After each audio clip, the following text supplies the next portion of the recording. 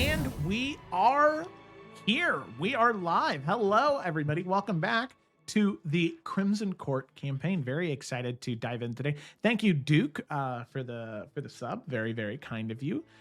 21 months. One of the real ones. Thank you so much.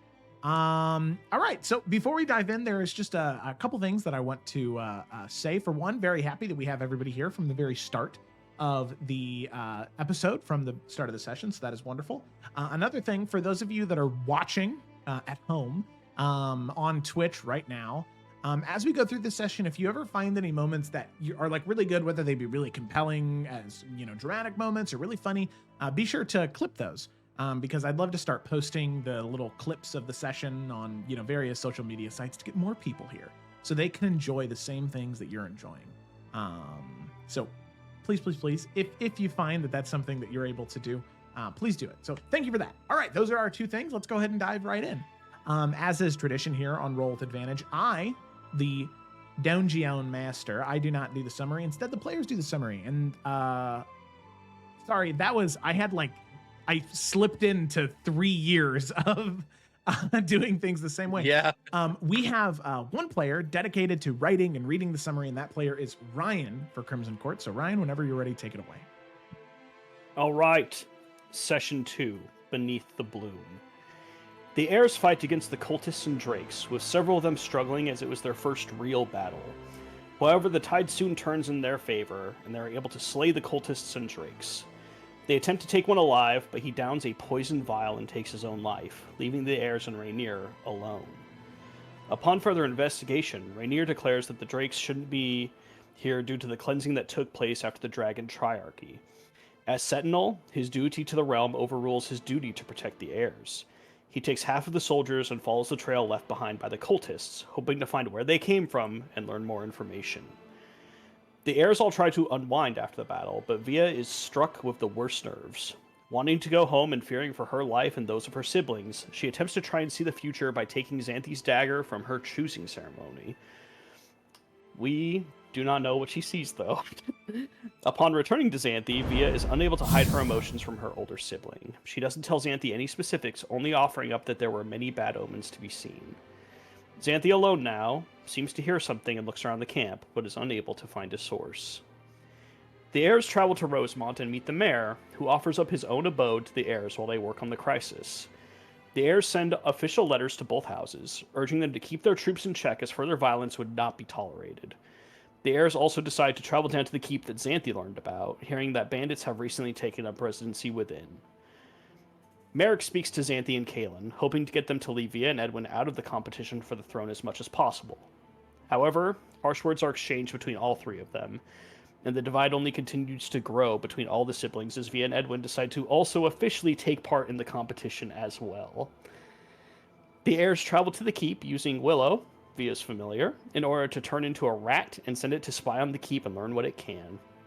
Upon reaching the lowest levels, Via is able to overhear a blue tiefling speak in vague terms about a plan that took place at Crown's Rest, saying that they should avoid the Greycoats, or that they couldn't pursue them all the way out here. Before more can be learned, though, the tiefling sees Willow, and Via magically calls him back. The bandits send out a patrol from the keep, and the heirs begin to retreat back to where they left their horses. Very good. Now, the thing is, before we dive in to the session,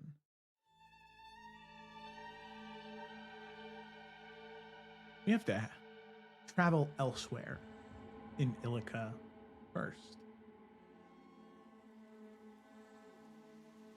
We have to travel to the Reaches. The wind, it howls through the jagged peaks of the Reaches. Cold and biting, it carries this distant call of unseen creatures. The moon, partially veiled by clouds, it casts this sort of ashen glow over the narrow mountain pass as Rainier Falkrest leads his company of 10 Adarian watch further into the depths of the veiled ravine. Here in this forgotten stretch of land, owned technically by House Eldrin, the mist coils thick around the cliffs, swallowing the trail behind them like an ever-hungry maw. The soldiers march in a tight formation, their breath rising in short clouds, their eyes scanning the shadows of the looming cliffs. The only sounds, besides their boots, are the occasional shift of armor and the whisper of leaves rustling in the windless night. Then, they all see it. Burrowed into the mountainside, as if something had gorged open the rock itself. This ancient keep, its structure half swallowed by stone, as if built atop the remains of something even older. The entrance is unnaturally smooth, a yawning black arch that looks less like a gate and more like a wound in the mountainside. Above it, half-fallen towers cling to the cliff face, and their spires fracture, their banners long devoured by time. Rainier halts the company, his fingers tightening around his warhammer. The soldiers pause behind him, shifting uneasily, their instincts screaming what none of them will say out loud. Something isn't right. We'll make camp here. Rainier's voice cuts through the silence. We'll take some patrols. We'll look for any signs of movement. If we don't see anything, we head in. Prepare your gear. The soldiers nod. Their eyes linger on the entrance to the keep. Only its jagged and broken stone seems too smooth, too hallowed. The night stretches on, the campfire flickering against the sheer cliff walls. The mist rolls in even thicker, pressing close like a living thing. Somewhere in the distance, something shifts. Not the wind, not an animal, but something else. Watching. Waiting.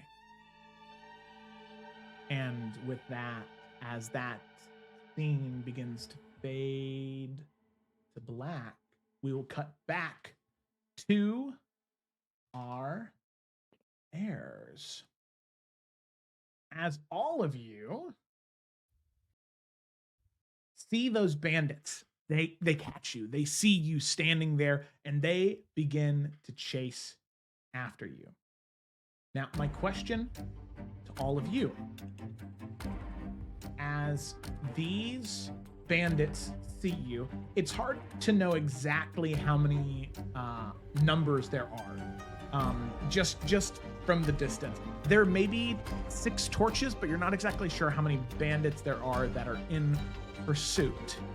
You have the 5 of you, the 4 Adarian Watch you brought with you, as well as Captain Vela. So there are 10 of you, and at a first glance, before doing anything else, there are at least 6 torches in the distance.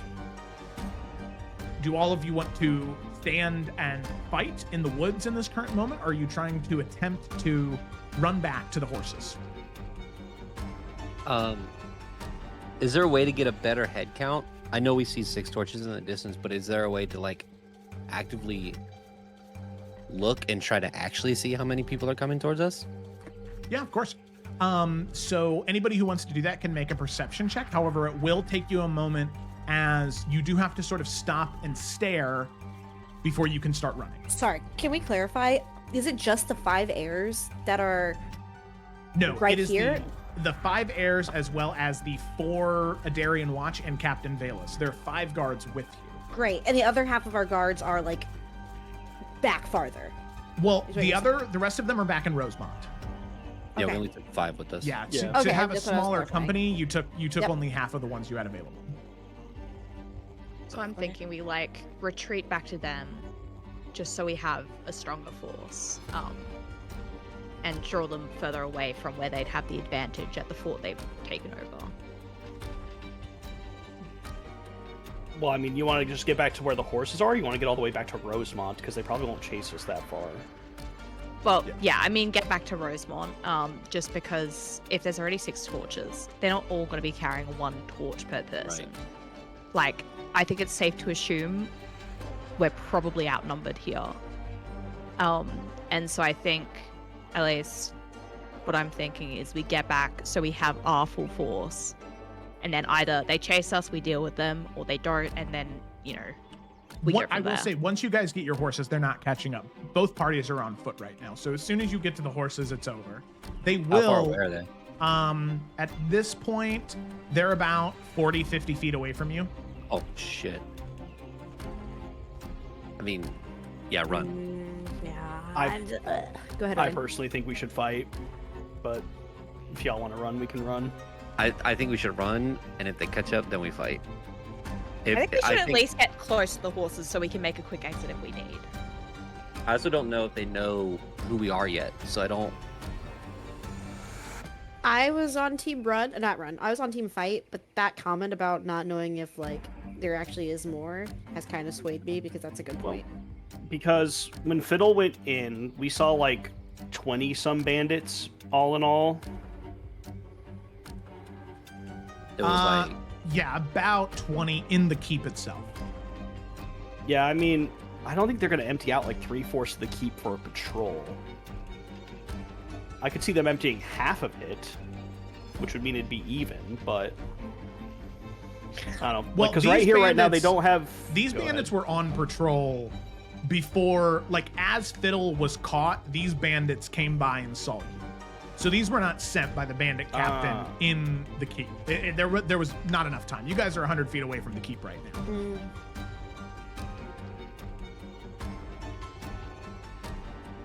all right. How All many? Let's do this quick. How many for run? I know the other people don't. You're the only one on camera. I know. The other ones need to use their voice. Let's get back to the horses and kind of see how far we can get from them, and go from there. That's what Kayla. Because we can always go for the run, and then once we have the horses, kind of use that to advantage, and be Alright, able to run. kind of position ourselves to sever them like from their like retreat back to the keep. You know. I think majority. Okay. Because then if we can kill them now, it's less to deal with later too. Like if we, I mean, that if was we get my to the whole horses, so we're argument. far enough away, and then we circle back and then deal with them. You know. Yeah, That way they vote can't just run run away. Okay. Still run. All right, I'm going to go ahead and move everybody. Oh, wait a second. I'm going to move everybody here then. Preload scene. And activate. Okay. So now this is not how close they are. This map has a little bit of a different spacing on it. So if you left click and drag, you can see that that's about 30 feet right there. Oh. So how this is going to work, since you are in a chase right now, is it's going to go you guys, the bandits. And if you do anything to try and slow them down, you can only move 30 feet. However, if you are going to just run, you can move 60 feet. All right? Your goal All right. is you want to get over to the other dark green space on the other side of the map, okay? So how far away are the bandits currently from us? Correct what's measured. So from the closest to it's Darien correct. Guard, about 40 feet. Okay. Cool. Hey. Hey, buddies. Okay, all right. So you guys are up first on your run away. It's up to you guys. Do you want everybody to move forward 60 feet just to try and get there as quick as possible, or is anybody doing anything to try and stop the bandits? Yeah. I'll just move forward. 60. Okay. Kaylin is going to Eldritch Blast a nearby like low-hanging branch to try to like trip up some of them. Okay, yeah. So you sort of raise up your hand, and actually, before I take it away, Kaylin, you have not had the opportunity to describe how Eldritch Blast is cast. So how does Kaylin cast Eldritch Blast? Yeah, so anytime Kaylin casts, it's usually pretty like aggressive looking and using the hand that is not the magic hand, if weirdly enough. Her real hand, she has this gauntlet on it and these claw-like rings, and she literally just like scratches and rips into the air, and as she rips into the air, this purple goop this purple magic flies out of her gauntlet as she rips into the air, and it blasts its way into a tree. Okay, all right, sounds good. So go ahead and roll damage real quick. We'll see how many of them it slows down by how big of a chunk you're able to knock off. Just straight damage. Yeah. Wop. I am hitting a tree, so yeah. Okay. 6 points of damage. We'll say that the 3 bandits in the middle here, these ones are slowed down and they'll not be able to move at all on that next when it gets to their turn. Cool. Okay, so yeah, if you're going to move, go ahead and do it now. Okay. Yep. I just want to throw this out there. I know you just bought them, but it would be a perfect time for Caltrox. Absolutely not. That's fair enough. Merrick is gonna do his own thing to help Kaylin out, seeing what she did. Are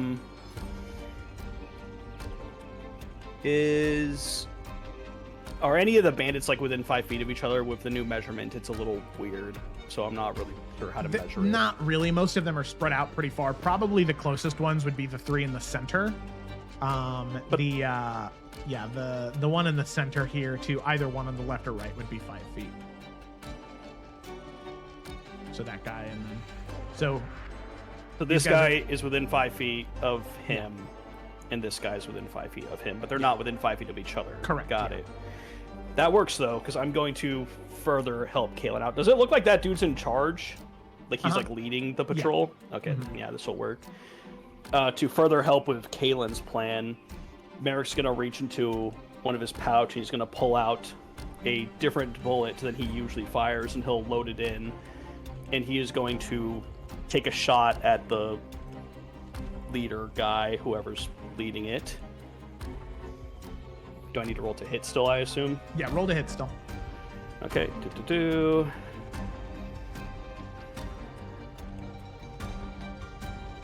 Come on. All right, 18. 18 hits.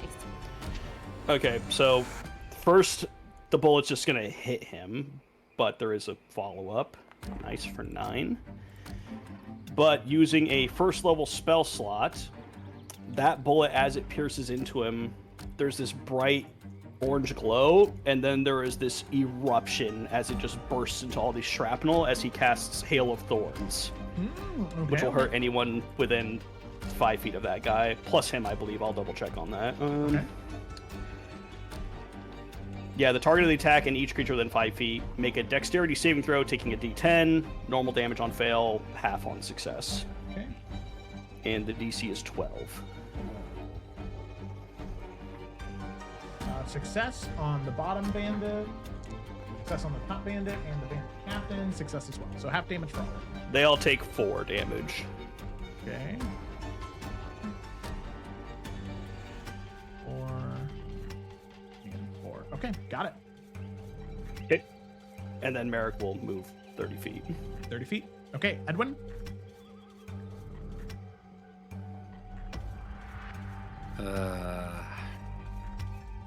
Edwin's gonna move. He's not gonna do anything. Well, okay, yeah, he will. He will.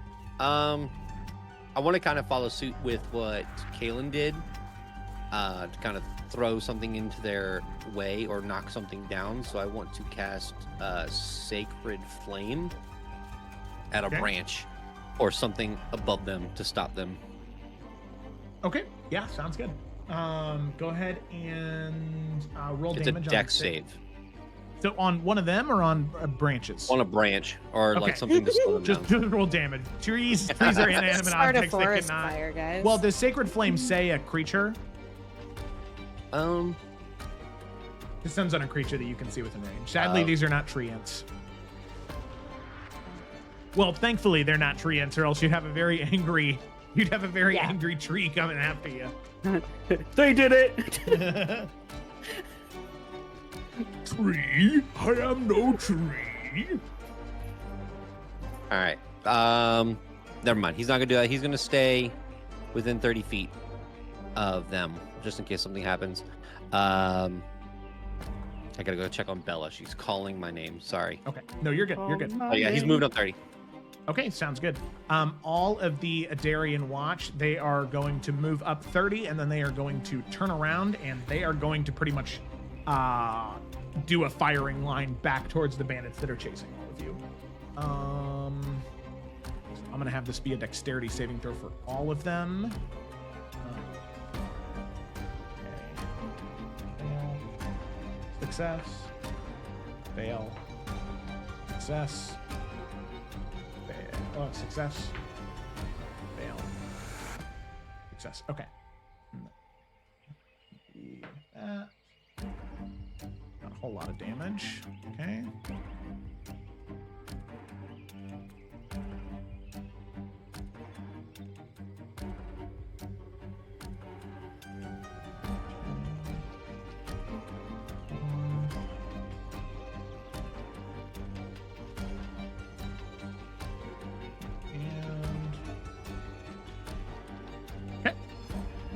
All right. That's going to be there. I'm going to have them get into a little bit of a tighter formation here. Just a little bit. There we go. Whoa. Okay. All right. So they move up, trying to form at least a little bit of a wall between the bandits and you all. And the rest of them are going. Now we're going to go ahead and go to the bandits as going to move forward 30. Move forward 30. These ones cannot move at all because of the broken branch from the Eldritch Blast. On top of that, they're sort of recovering from the wounds. But there is going to be a similar firing here that happens. So we're just going to kind of go down the line here.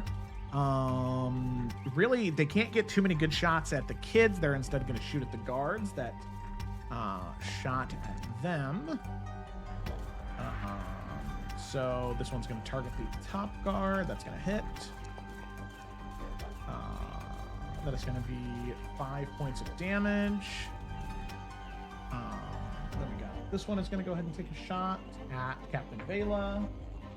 That is going to be a miss. This one is going to take a shot at the bottom guard here. That is going to hit. Ooh, that is a lot of damage. Points. Then this bottom bandit is going to take a shot that is also going to hit against the bottom bandit there. And yeah, that's bad. That is going to be 8 points of damage. You can see this bandit, or this Adarian watch, you can see two bolts. One slams into the shoulder, and then one slams into the bottom of the gut. As you can see, just kind of falls over, grunting in pain as he is knocked down. I'm not going to say he's dead yet. He can still be recovered and sort of dragged, but if he is not dragged, he will bleed out. That is it for the bandits. These ones just can't get a good shot because they can't get out through the clearing there. So back to all of you. All right, what are you doing? Okay. Okay, so I think kind of a good point. Team, what do we think? We already lost a guy. That's not great. Well, he's not dead yet. Yeah, I know. Badly injured. Not me trying to be meta. Because, like, here's the thing. If we take them out now, they're not going to be at the keep later, right? Which I think was Ryan's original point. And then we also might be able to get some information as to who they are if we can, like, I don't know, capture one person. But do we feel like our odds of winning are strong in this position? That we're down a guy now, but we're still outnumbering them. Kind of. I mean, I think we could win. I just was personally thinking about avoiding losing any numbers because we already had so little for like our main confrontation. But I guess if we end up winning, they also lose their numbers too. So that's more what I was thinking originally. But I think we could win if we want to engage. So. Yeah, because I think if we're only going back like 30 feet at a time, like that's gonna take like I think another 4 rounds, I can't tell. Oh yeah, we can just measure Like it 5. out now. Yeah, and if we're only going back 30 feet by time, at that point, like they're either going to be very close to dead or basically dead.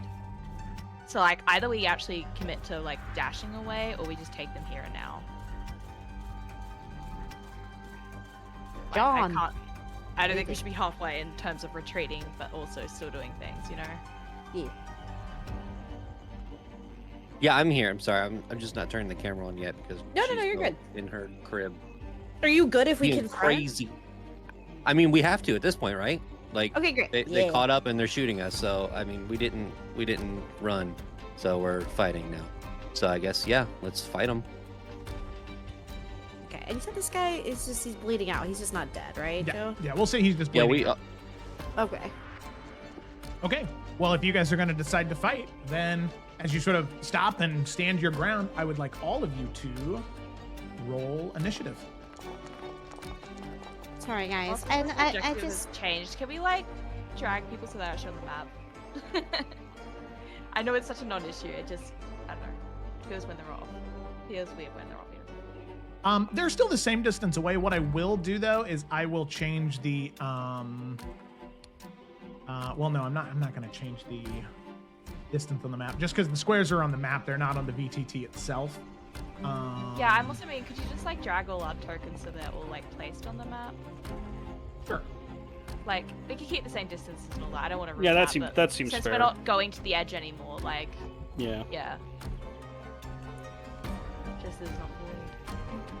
sorry, guys. I'm anxious, so I don't mean to be indecisive. I'm just anxious and don't want to die because we're babies. I don't like being level 1. It makes everything difficult.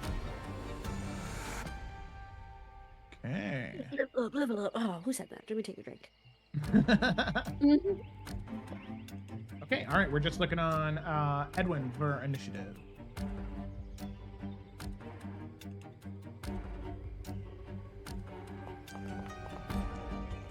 When's level up enough? Not as soon as they want it to be.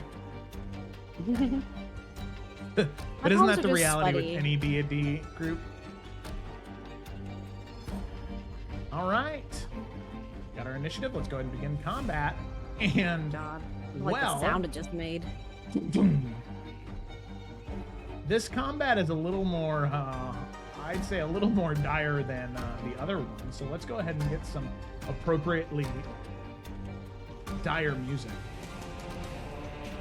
Oh, I'm Uh-oh. like dire. What do you mean, dire? We're gonna wipe these guys. They're gonna be so bamboozled. Xanthi, can you bring your ass to the front then? Hey man, I thought we were running and then everyone changed their minds, so I don't want to fucking hear it. Okay. My palms are sweaty. Decisions are hard All right. at level 1. This bandit Stop. gonna move forward 30 feet here. And he's gonna make a perception check first and foremost. Let's see, what is his wisdom? Okay, yeah. He's going to shout out to the bandits behind him. He's gonna say, Hey, looks like they got some type of nobility with them. Is he dressed and all? all right, and he is going to take a shot at the guard in front of Edwin and Kalen, the one who's unarmed currently. So that is going to be a 6 to hit, which is a miss. So the bolt flies right past the Adarian Watch as he ducks out of the way. Kalen, it flies right past your shoulder. And it's going to be a miss. This Adarian Watch member right here is going to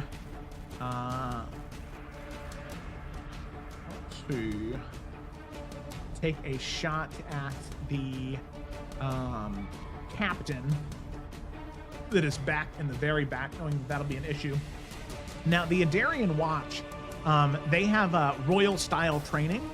So that's two things, because it applies to all of you as well if you, in a circumstance, are fighting next to them. So they have shield formation and coordinated fire. When they're wielding their shields and standing next to an ally that also has a shield out, they gain +2 to their AC and provide half cover to any creatures behind them. However, when they have their ranged weapons out, they give an adjacent ally a +2 to attack rolls. So, Spicy. all of these Adarian Watch, as well as Captain Vela, all get +2 to their attack rolls. Oh, for the hell duration. yeah. So, Bandit Captain, that is going to be a 17 to hit. And that is, wow, that's going to be 10 points of damage. Ooh-wee, mama. Okay.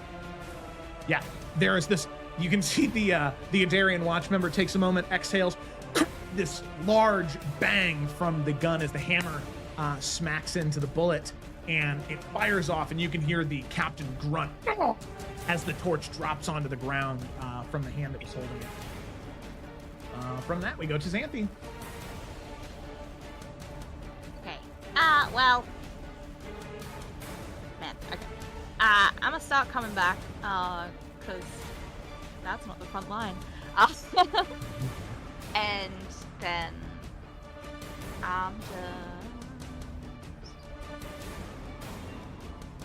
Actually, yeah, this is lucky. Yeah, no, it's still fine. I'm gonna just take myself a shot with a longbow at the little person that seems to be leading them. Okay. We're all just targeting the guy, hoping he calls for a retreat. Okay, sadly, an 11 is a miss. And then I cry. The longbow, you try and take aim, but it's dark outside. He just dropped the torch. You don't have very good visuals on him. The arrow just wishes past him. Okay. All right, we have this bandit here. Gonna move forward 30 feet. And is gonna go ahead and take a shot at the watchman directly in front of him. That is going to be a 12 to hit, which is a miss. The end of his turn. Captain Vela Bartold is going to move forward to be within melee, and is going to. She does have multi-attack, so she's going to take 2 longsword attacks against this guy. Uno, dos. That is a 17 and 21. Both of those are going to hit.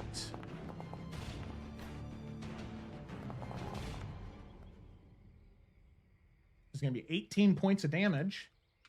He is dead. God damn. I love her. She's queen. You can see she just like breaks ranks, and you can see she like stows the gun behind her and pulls out the shield and sword, and like you can see the bandit like try and swing at her with this like scimitar in its other hand, and you can see she just like ducks out of the way, slams the shield into his chest, and then just through the throat with a long sword, and then pulls back as the bandit and falls to the ground. All right, Edwin, it's your turn. This guy's not dead, right? It says dead, but he's bleeding out. Yeah, he's bleeding out right now. Okay. Interesting. Yeah, Edwin currently he has 2 bolts, one in his shoulder, or one in his like the front pec, and the other one in his bottom abdomen. He's just like, okay. I'm trying. I mean, there's something with my healer's kit. In 1 second. As a utilize action, you can expend. Okay, so it's an action.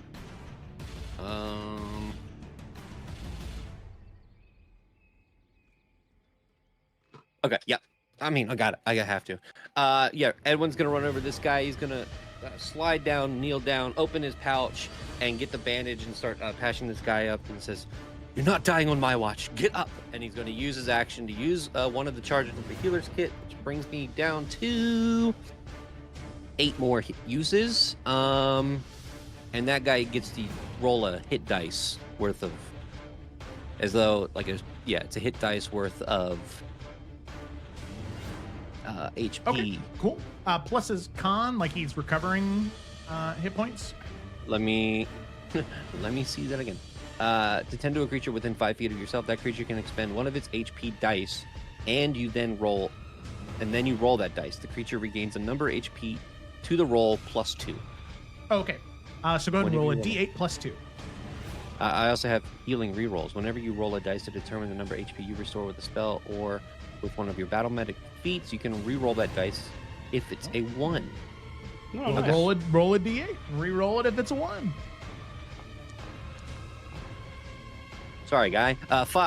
5 Hey, HP. 5 is 5's big at better this than level. 0. Yeah, Edwin, you have such experience being this sort of like battle medic from the wounds, like battle wounds that you've been healing from the Nornafi people. You immediately pull out the 2 arrows because you can't just leave them in there. It'll just cause more pain. You pull them out. You quickly tourniquet the wounds, trying your best to apply pressure. within 6 seconds, you patch up those 2 wounds so he's no longer bleeding out, and he's able to stand and continue fighting. And he says, "Thank you, my prince." You're fine. Get up. And he's going to run over here in front of him, put up his shield, and then he is going to... One second.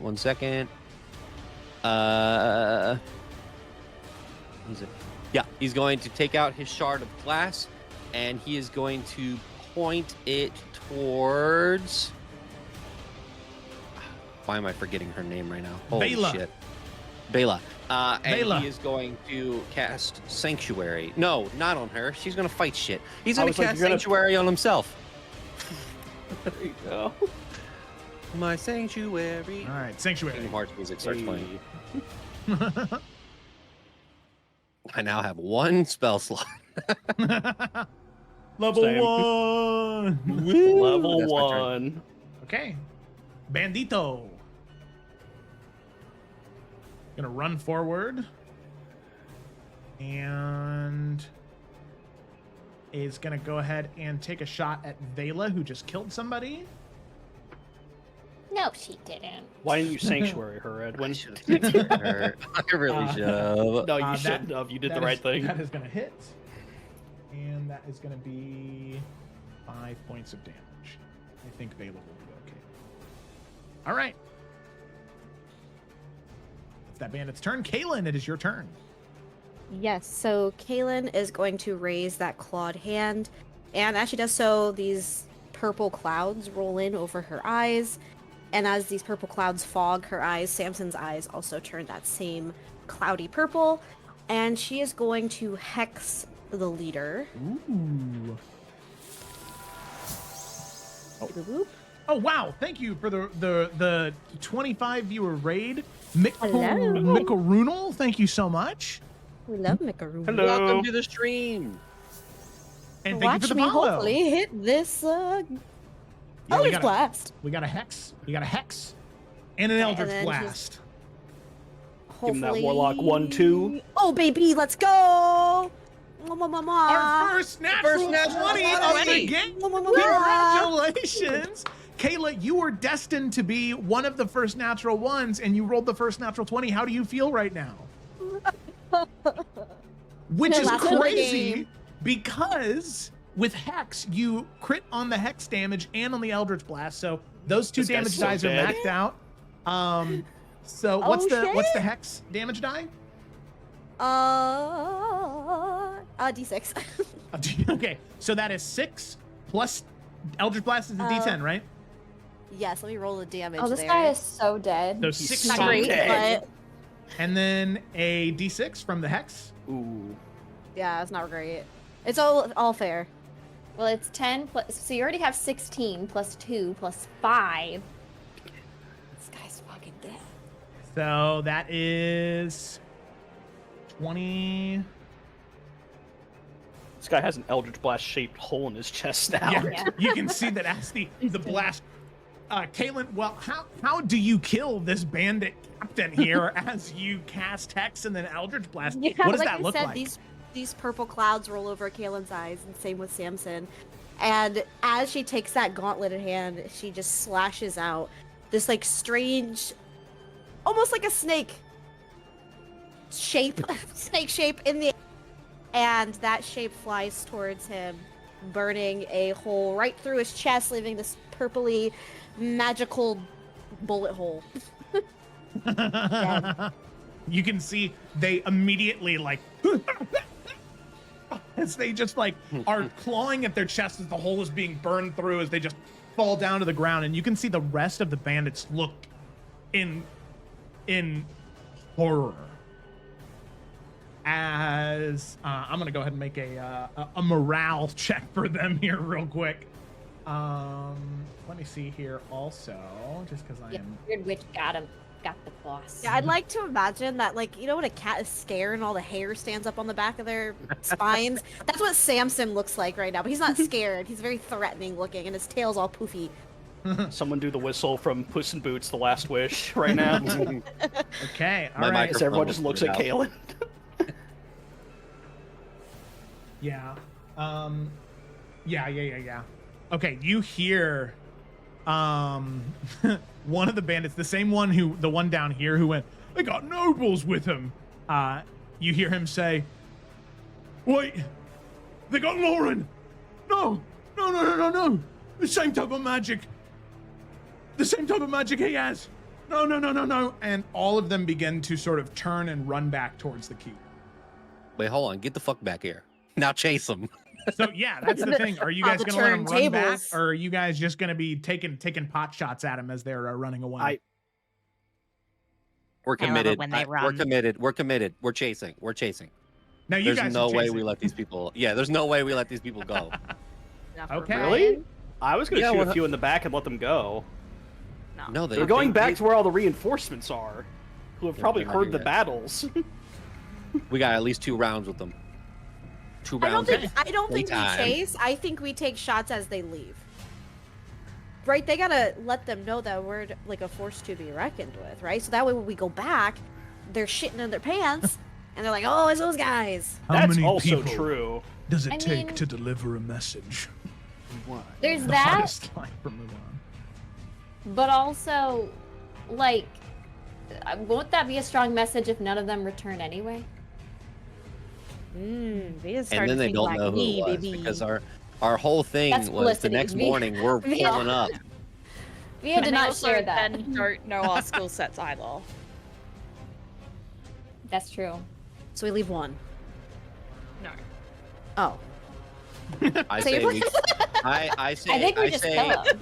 I say we kill as many as we Kill. possibly can, and if they get too far from us, then we don't go Yeah. all the way to the keep, but we at least chase them on this map.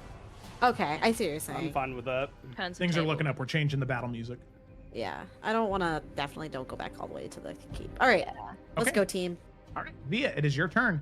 You can see Okay. the bandits begin to retreat. Now I have to think of what Via would do. I wasn't. Kaylin just did the thing. Okay, I think. Okay, let's see. What's the range on this? 60. Okay. I think seeing Kaylin do that, and she's gonna like get some sort of like.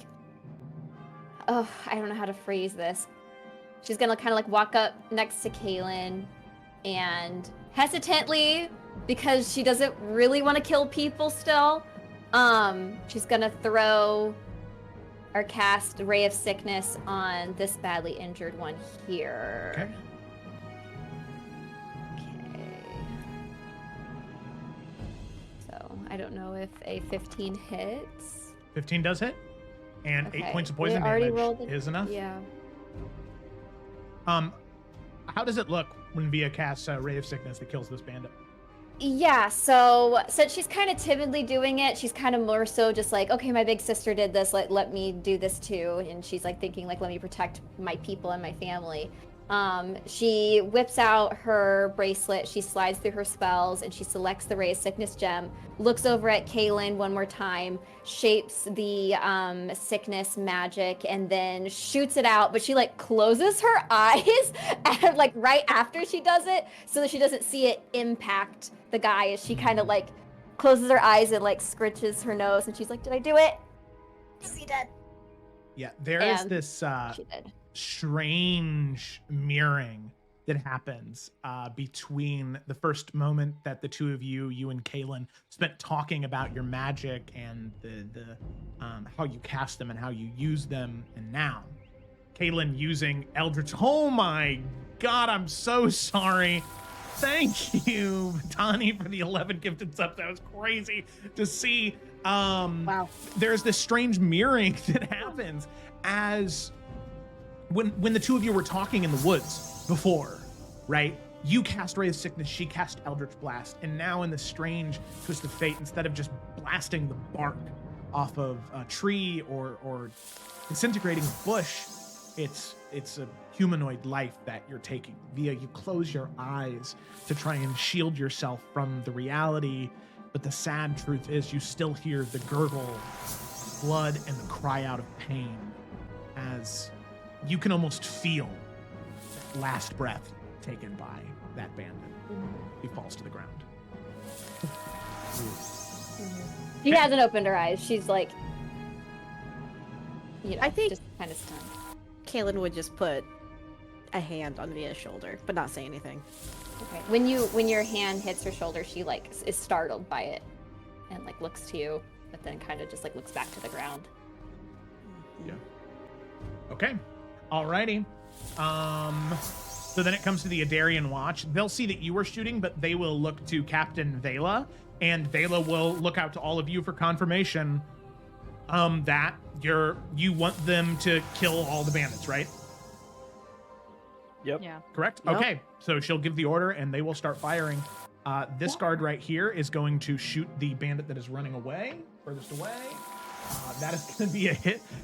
So thank you once again for the for the gifted subs. I just keep hearing the noise go off. Amazing. Okay. Oh my God, that's a hit. What the damage dice? I don't know. Okay, there it is. Jesus Christ, that guy's so dead. That's 10 points of damage. That was okay. All right, there you go. Nicely so that done. bandit is dead. Oh shit! Did not mean to move him. This member of the Adarian Watch is going to shoot the one that is closest to Edwin. You hear the guard. Edwin, as you have Sanctuary cast, you just see the gun go over towards, like not pointing at you because that's such poor gun etiquette, but it's like right at your shoulder, like going past your ear. And he says, "My prince, if you would duck, please." He's gonna hold his shield to the side so he can use it to steady himself. Yep. And thank you, my prince. He's gonna take a shot. That's a hit. And that, Jesus Christ, another max roll and damage die for 10 points of damage. Let's go. I'm glad I He's- healed that guy. He's dead. Well, this is the guy that you healed. Now he is going to stand Oh up. shit. And he's, "My prince, if you'd be willing to do the same." He's gonna line up a shot at this. Sure. Guy right here. He stands As I'm next to- glowing. 10, so that's a 14 to hit. That's a hit. And that's going to be not enough to kill him, but he is looking really, really, really rough. He just wishes. Yeah. Merrick, it is your turn.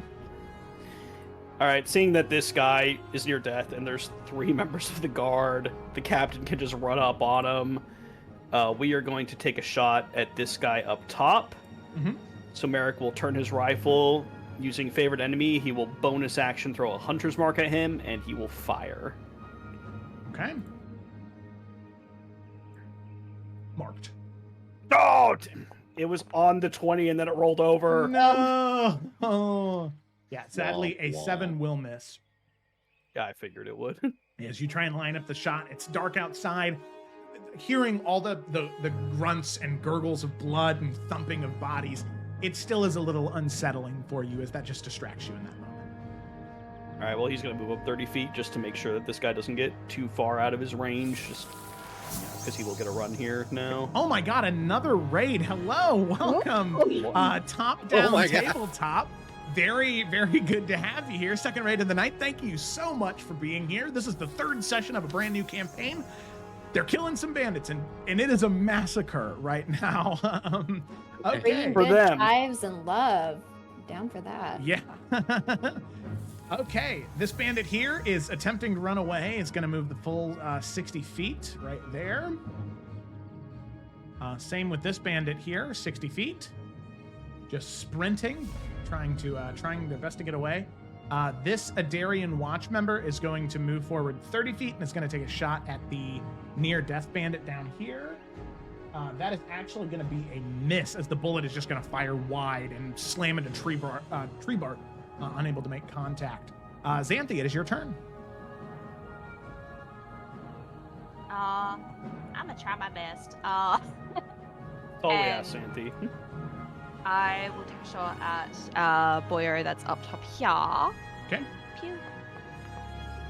Nice. There you go, dirty 20. That'll be a hit. Nice. Good, good. All I do is And also will be, afflicted with the slow mastery, so his speed is reduced by, I believe, 10 feet.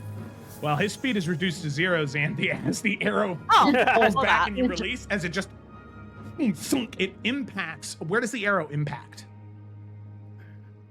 I think it would just be a clean, just back shot, you know?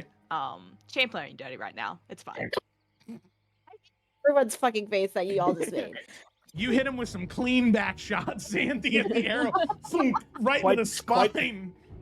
Quite When the he falls. spinal tap. You just Dirty gave 20 him. on the back shots. Oh my god. I'm gonna leave now.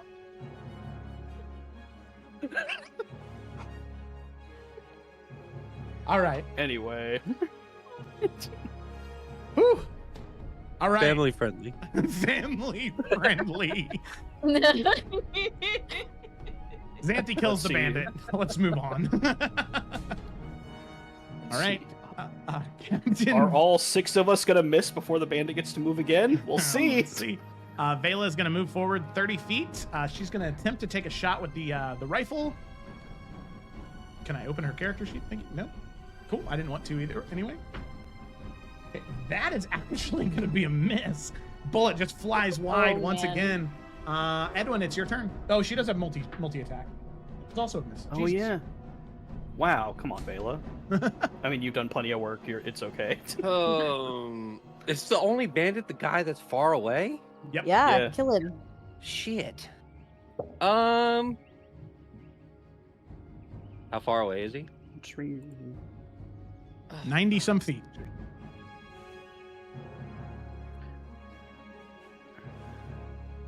Could a voice carry that far, or do I need to move?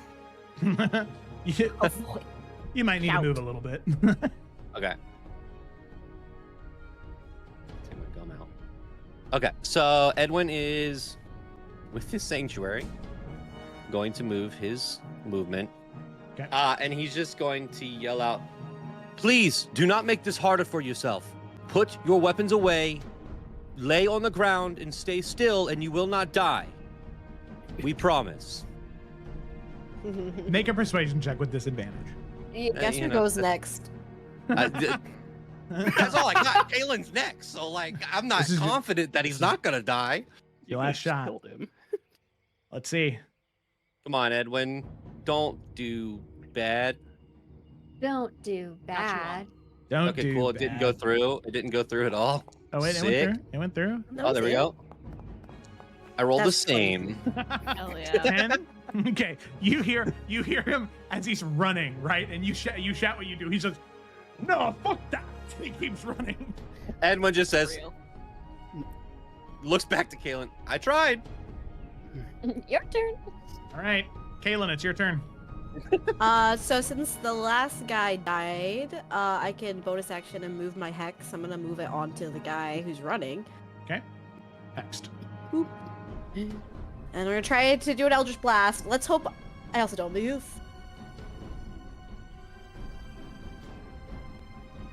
Oop, that might have missed. An Damn, is he gonna get 11. away? An 11 just misses actually. Oh, guys. No, Via, no, it's no, up to you. No, No, this guy. Via. Nah, he Via's ain't getting gotta away. kill him. Come on, Via. It's your time. Come on, Via. Ray of sickness. Man up. She's already Alright, killed Via. one. She's gonna have so much trauma from this trip. Like she. She was like, I'm so excited for this road trip with my I'm siblings. just so excited to spend time with my family. Meanwhile, since it started, Trauma, why trauma. can't I stop killing people? Why is this happening? Okay. What do we think? Firebolt or Ray of Sickness? Burn him alive. I I don't know. Ray of What's Sick man burn, Firebolt Via? has a further range, so I think Yeah, actually that's my Firebolt's only probably option. safe. Yeah. Just don't miss and catch the whole place on Yeah, fire. she's gonna slide through and she's gonna get Firebolt. She's gonna whisper, "It's okay if you miss," and then throw the Firebolt to him. All right, cast. Nat 20, you- nat wait, did you 20, say nat that to 20. your- nat I got a 20. 15. I hit. 15 hits and 9 Yes. almost max damage. Good job. He goes, Wait, hold on. he goes, "No, fuck that." As he's just Wait, like- did you say that to your firebolt or to yourself? To her Firebolt. Oh my god, that's so She's like, "It's amazing. okay if you missed." All right. She throw her hands down and be like,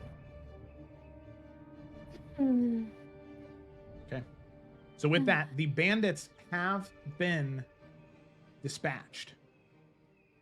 However, you all can hear off in the distance, closer towards the keep. It sounds like the gates are opening as that wood is kind of creaking. And it sounds like more guards are being dispatched to search for the individuals that were near the keep. Now we leave. Yeah, Edwin time to turns and go. says, now we run? Yep. Yes. Okay. All right. And with that, there are no issues getting to the horses. Easy enough. You can Wait. run to the horses. Yeah. Does Kaylin have any time? I mean, the closest dead body to her. Can she just quickly rummage through his pockets? We don't have time. No. Yeah. No. Make a investigation check. Oops, sorry. Guys, I'm trying to get something from here. Beep, boop. Oh, investigation. they're- I'm gonna guidance myself. Investigation. What does guidance do? A D4. Ooh. And then a D4.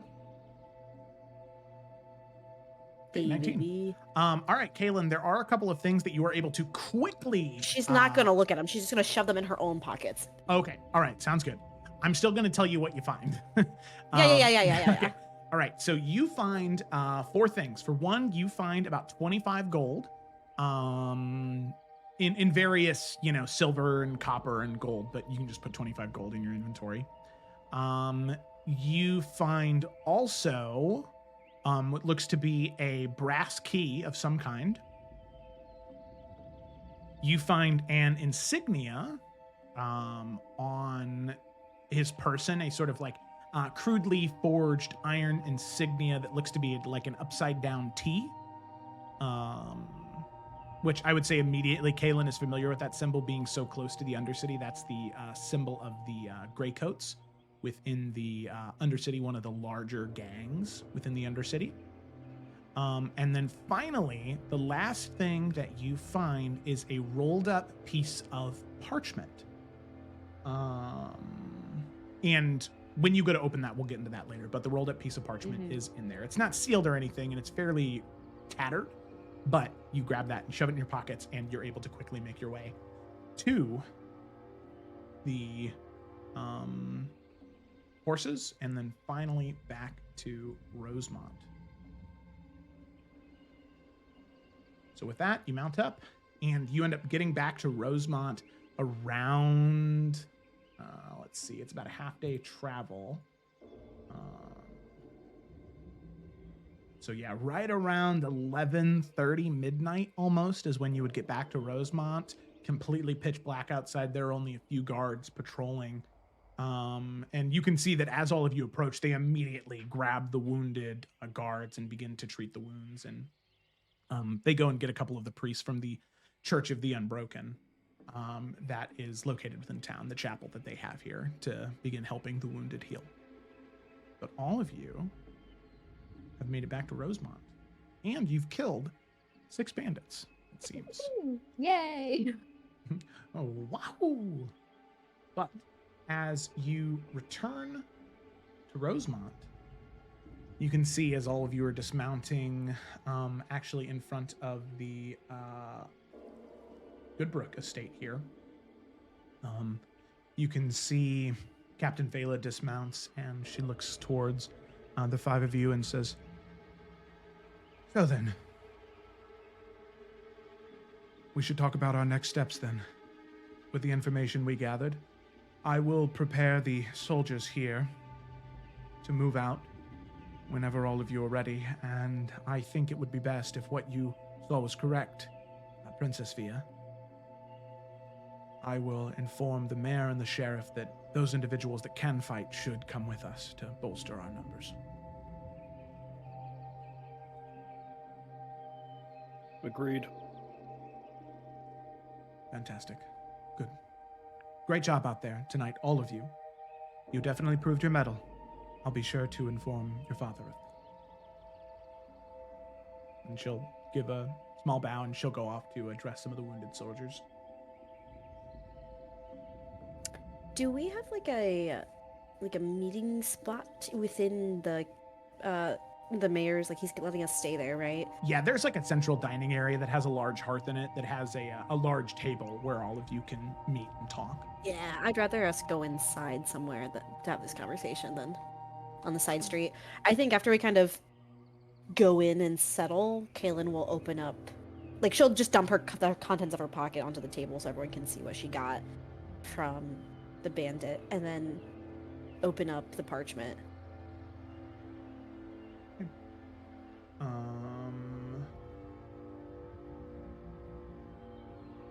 So, Kaylin, as you open up the piece of parchment, it's actually a wanted poster.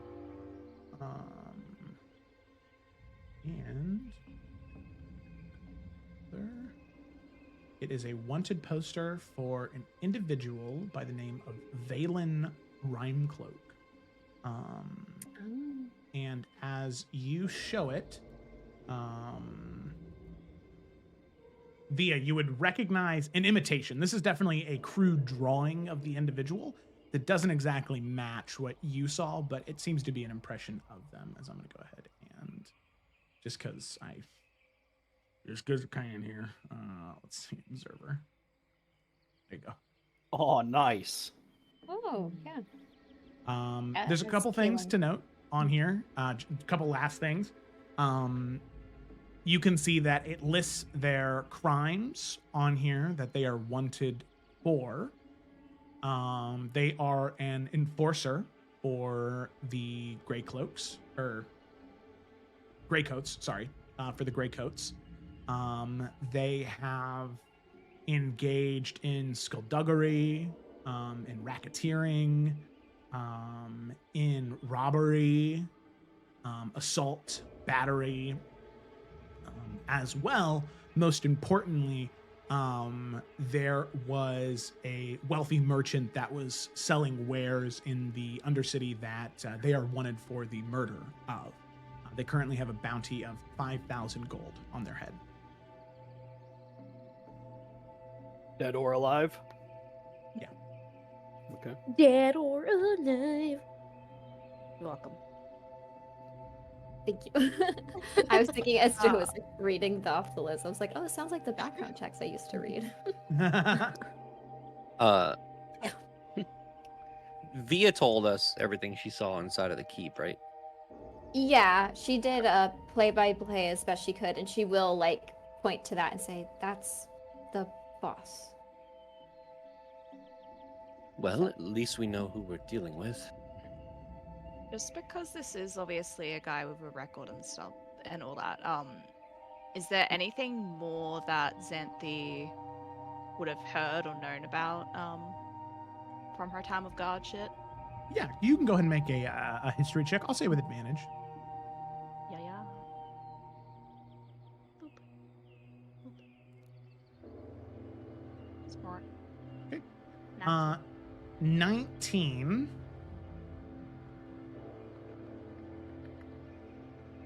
What I would say you would know is Valen in particular, he did come up once before, as there was an investigation that you had overheard, where Valen had been sort of the lead on it as a member of the Greycoats. Specifically, it involved robbing a shipment of wine and like fine dyes from a foreign nation. He led point on that and ended up robbing quite a bit of wealth from that merchant in particular, which, based off what's said here, it seems to be the same merchant that was robbed on that day seemed to be the same one that Valen ended up murdering. Right.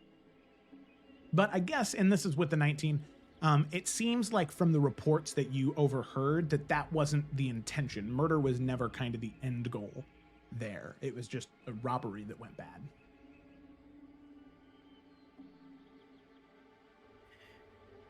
Sorry, because it's been a week, but when Via was listening to him talk originally, didn't he make a comment about how the Greycoats wouldn't follow them out here, or they couldn't get to them out here? Correct, yeah.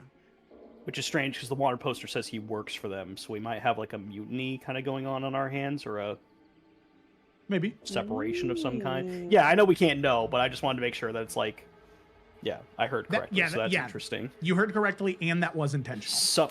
Something's not adding up. Oh my Viral god! Mage, thank you for the 5 gifted subs. Oh my god, thank you so much.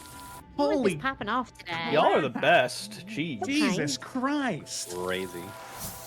Thank Love you you so guys. much. Hearts in the chat. Holy. Yeah, Let me chat. see if Can we it's get a W's? Can we get W's Yeah. for Can we Spiral get Mage and W's Batani for in the sure? chat? W chat? W chat? Terrible. Big dubs, big dubs. We win Big these. Dubs, dude. Oh, Hopefully Cookie no one Monster clicked on right when you Steve. said that. Welcome. Sorry. Okay, sorry. Yeah, now they're like, let's click off this crap. Oh, that's so funny. I haven't changed the name of the Cloudbot yet, so it's Solvis Emerald is the name of the Cloudbot. I did see that. I noticed that. Yeah. He's still in the but not ether fine. somewhere. Good. He's still out there. All right, it's not changing. That'll be the right. remnant of the past Yes. campaigns that exist still. Yeah, I think that's funny. I like If it. he's in charge of this cult too, I'm gonna lose my shit. I will. Could you I thought we killed you. Could you imagine? I was like, Somehow, Solvis Emerald returned. We've played these games We before. He can't keep getting away with it. Okay, sorry, Anyway, inside all right. jokes. Moving on. Edwin says, so we know who we're dealing with, but how much of this actually matters to what we're going to say tomorrow? Are we not still going to walk towards the keep tomorrow and demand they hand themselves over, or what is the plan?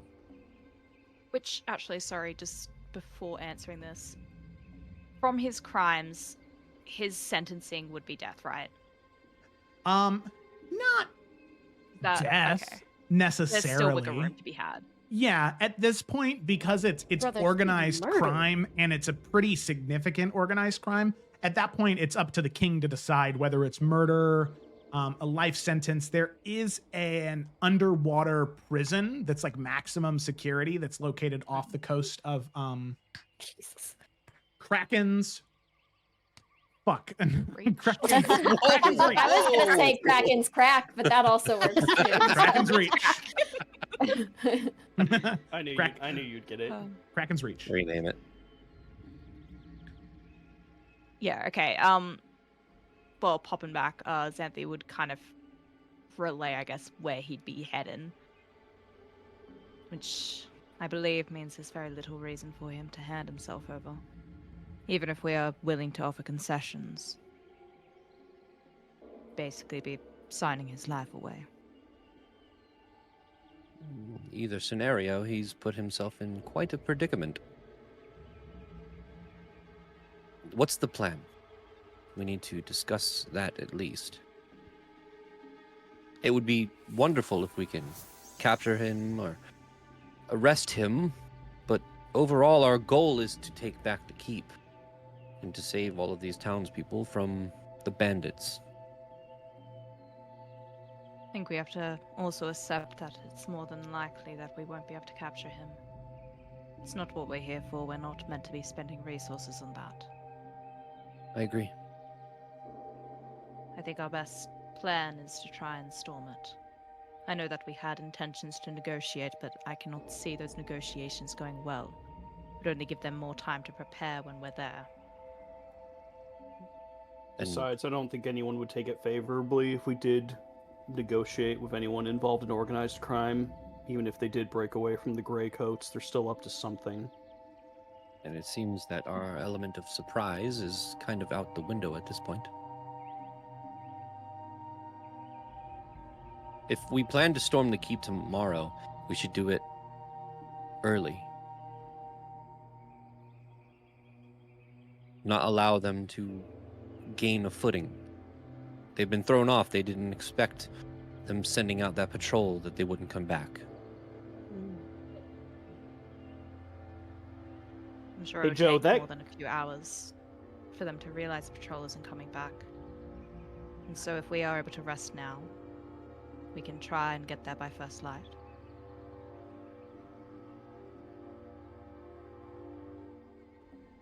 I would ask, I feel like there is something, clearly something else going on here. It's not that simple, right? Nothing ever is. If we get the opportunity to confront Valen directly, if there's an opportunity to get him alone, I think we should at least ask some questions. But the opportunity presents itself, sure. Great. I agree. As a secondary objective, if we have that ability, I think if we do encounter Valen and we can arrest him, we should. That way we can take our time asking questions. I don't think we need to kill every single bandit in that keep. Well, I also feel if they're going to be attacking us, I'm not going to just stand by. But I know your point. However, I think we keep our eyes open. There's something else going on. It doesn't smell right. But we go in and we clear out and we find the documents that we're actually here for. And we get to the truth of it. We keep saying that we're just gonna go in like the door's unlocked. They still have a keep we need to figure out how to deal with. That is a good point. That key that we found, Mm-hmm. like what, I don't know, because I'm not a keysmith by any means, but like, is there any way to tell kind of like what it could unlock? Because I mean, obviously the main keep gate is not a locked keep gate. Like they have, No, it's not just like a key. you know, there's a lot of mechanics that go into that. Yeah. So I You mean, telling like, me like it's not inscribed on the side of the key? Yeah. I don't This know. key There's is a little for... I If you forget where check your keys are inventory, all the time. if you check your inventory, Where's it the does say where it description? belongs. No, so this key seems to be either for a chest or for some type of like locked door. Like it's that type of key. Ooh. Okay. Well- But like an Nothing- internal thing. Like Correct. it's not like a big heavy lock for like an outer gate or something. Correct, yeah. Yeah. and when Willow infiltrated as a rat, there's not like some smaller like side door into the keep that we saw. As like it just far seems like it's the as- main entrance. Yeah, as far as Via could see, there was no like sally port or anything. There was a small like 15-foot cliffside where the wall had been broken down that somebody could scale and get into the keep that way, but other than that, there was not really anything. That'd be worth it. I feel like that would funnel us and obviously alert people if we did that, but I'm not sure if Edwin can climb. At all. well, time to Period. start. He's wearing heavy armor and his athletics is bad. I see. Tie a rope. Just hit you up. Just drag me up. Face first. This is a weird question. Weird question, Joe. The entrance to the keep, what direction does it face? Like north, south, east? Southeast. So if the keep is south of Rosemont, the gate points southwest. So it points on the battle map where you guys would enter. There's a road that leads up to it, like a overgrown road, and that is in the bottom left-hand quadrant of the map. So it is in the southwest corner. Okay. So the cliffside is actually on the north side of the keep, which is what you'll approach first.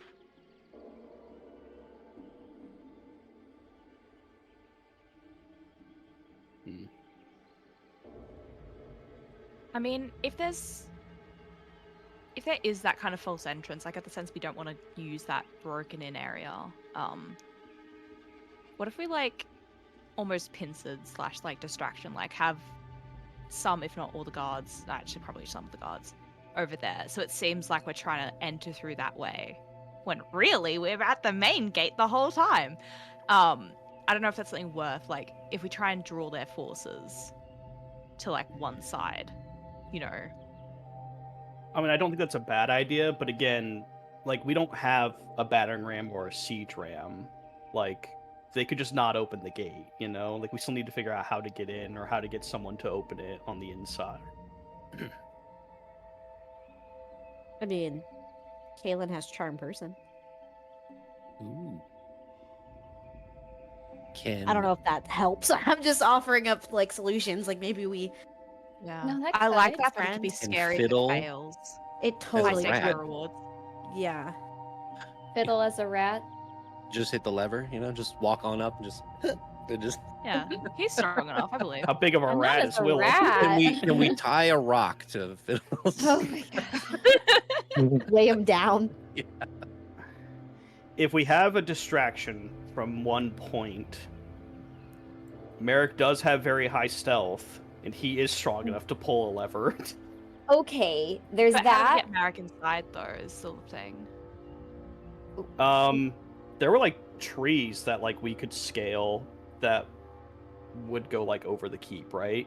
Or at least like we're very close to it. Mm-hmm.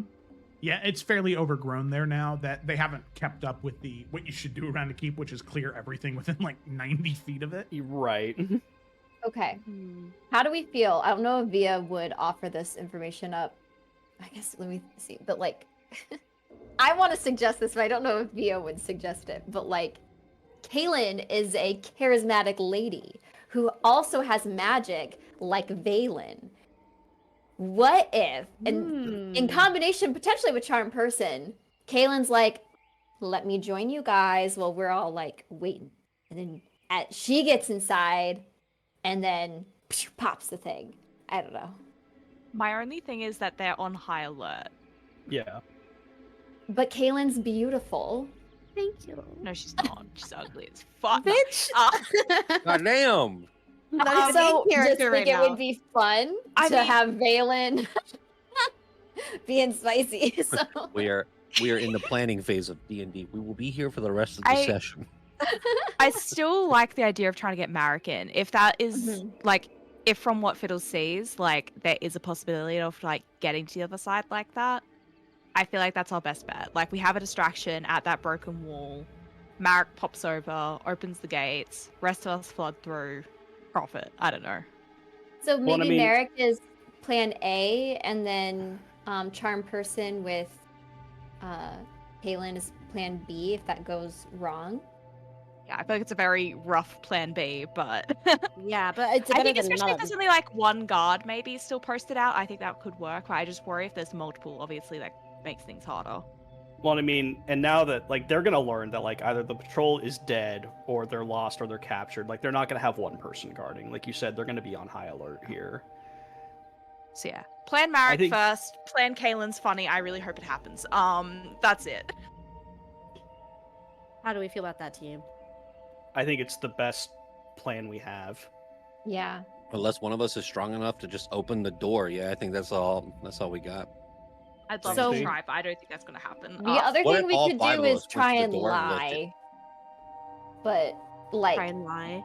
yeah, like basically bait out Valen or even just some of the bandits and say, if you like let's do the bandits for that instead of Valen. I feel like Valen would be harder, but like tell them like, hey, we're the hand of the king, and if you open the gate for us, you'll be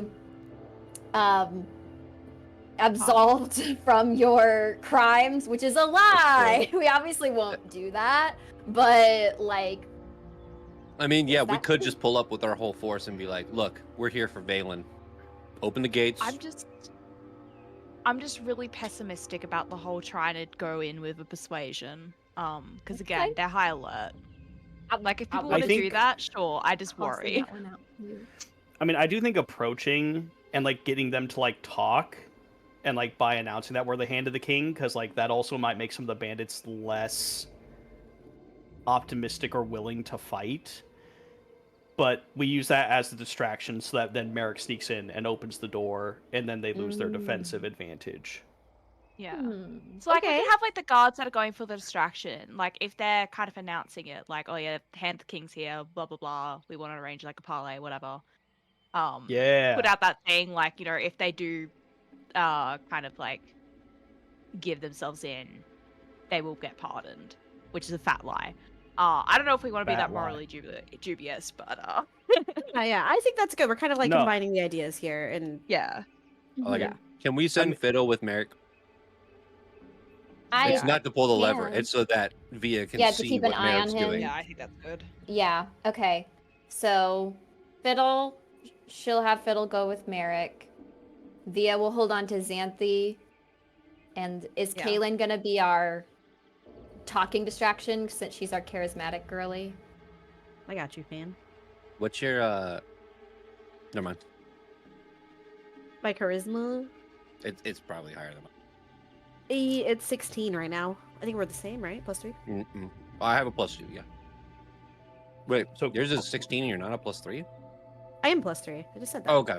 Okay. Yeah, Sorry. yeah. So no, you're good, dog. What were you gonna say, Ryan? You're good. Well, I think we're on the same page. I just have one question. So, like, how exactly do we want to split up the groups? Because if Merrick pulls the lever, that's awesome. But, like, we need people to come in pretty quickly, or else Merrick's Yeah. going to get overwhelmed. And then they're just That's going to what I'm saying. reshut it. I think all of us should be waiting on Marek. Do we want, And- like... Oh, sorry, go ahead. I mean, I'm not gonna lie, that was the end of my thought, but Oh, yeah, and like having the guards at that other entrance, like I said, you know. yeah, I was thinking, like, what if we have the captain and, like, 5 of the guards, they stroll up? Because that seems enough to be an envoy of, like, hey, we mean business. Yeah. This is just the representation before, you know, the hand of the king arrives, or king's hand, sorry. And then, meanwhile, the heirs, the 5 other guards, plus the volunteers from Rosemont are hiding near where, like, closer to the gate. That way, when Merrick pulls the lever, there's a pretty decent force rushing in. Yeah. Does that sound good? Final thought from me in the peanut gallery. What if the captain goes with Merrick? Isn't she stealthy? Didn't we see like she's pretty damn stealthy and she's really good at fighting? So if something happens on the other side, Merrick has some backup. Yeah, how is I it stealth? I don't remember her being stealthy, but I thought she was just. she's a good badass. fighter. Well, yeah. But I mean, Yorick was a badass, but he couldn't sneak for shit at level 17. That's fair. Joe, is she stealthy? The captain? She is enough. Not super stealthy. The 4 that she brought with her were way more stealthy than her. That's where I got confused. Okay, Mhm. I maybe would rather one of have those one of other the more ones. stealthy people. Yeah. one or two of them maybe go with Merrick as a backup, as a little envoy. Okay. Yeah. Guard Right. backup with Merrick. Got it. Yeah. Okay. Yeah. So All right, the plan set. reiterate Bedtime. plan so we're all on the same page. Merrick Yep. with 2 other guards and Fiddle in his pocket, looking around. Via is going to infiltrate into said place and attempt to pull lever to open door. We, the children, and some guards are going to be standing off to the side hiding, while another envoy goes up to the front gate. And no, No. we're just all hiding. No. No. There's got to be the envoy of, I think, captain and maybe 3 guards, just so there's more with us. Mhm. They're going to be going to that exposed like wall entrance, and they're going to be posing as an envoy. Because we want where the conversation to take place not be near the gate, because otherwise that Yeah. makes it way harder for me to sneak up to where the lever is if everyone's gathered there. Yeah. And Kaylin's going to do Plan some talking. set. Did we see it? Okay, sorry, not to. Roll back. Did we Roll it back. see a lever to open the gate when Fiddle went in, or are we making up bullshit? I mean, there has to be a device. I mean, Joe has to put Yeah. the lever there now. We've talked about it way too often. There is No, a it just makes crank sense. that is used Perfect. to pull up the gate. Yeah. So Thank God. same thing. Not just a click, but it's a Okay. it's Yeah. a mechanism that Merrick, Thank God. being Merrick plus one other person, could easily do in a matter of 6 seconds. Yeah, easy. cool. Decided. And I think, yeah, just to finalize, I think we try and get there at first light. If that's enough time for us to rest and get there. I would Is agree. it evening or night currently? It is night. It's about midnight right now. Yeah. We won't be there by first light then. Okay. Well, as soon as we're all rested, we go. Yep. As the planning talks are ceasing, Edwin is going to say, so one other thing that I think we should discuss, but only Kaylin if you want to. I overheard one of them talking about how you have the same way you cast spells as Valen. What exactly does that entail? We should be prepared for that. Unless you don't feel like talking about it, I just feel it's something we should at least be aware of. It sounds like maybe, and this is just a guess, this Valen person just has a similar casting style. If you're from the Serpent's Grove, or just Zarakai in general, it's a very similar casting style. Doesn't necessarily mean he's from the Serpent's Grove. It could be various other Zarakai locations. But if he is from the Serpent's Grove, well, I think that'd be rather interesting, don't you? All the more reason why we should interrogate him and keep him The alive.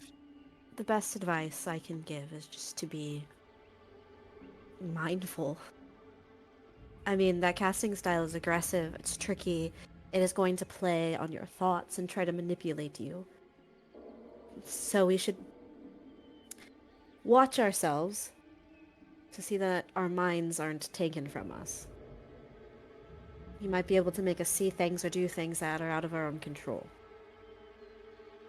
That is good information to know. Thank you. I just thought that we should all be aware of what we could be dealing with other than crossbows and swords. Well, we should all get some rest. We have a very early morning. And if all of you want to wake up early enough for breakfast, you should go to bed soon. I'm going to go to bed. I am old and tired, and I need to brush my teeth.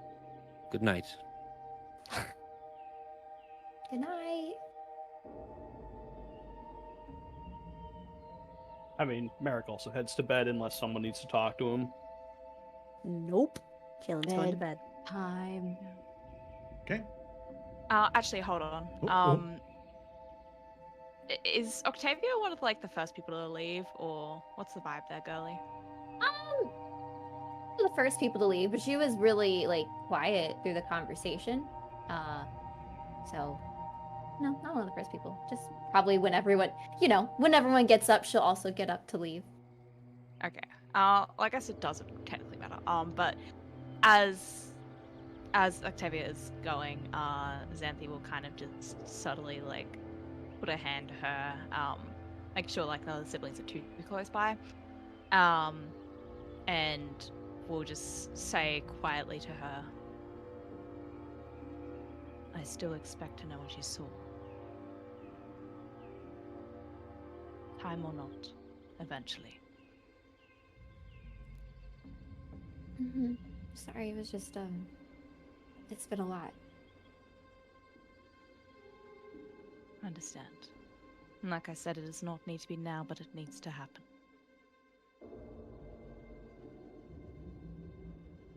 Are you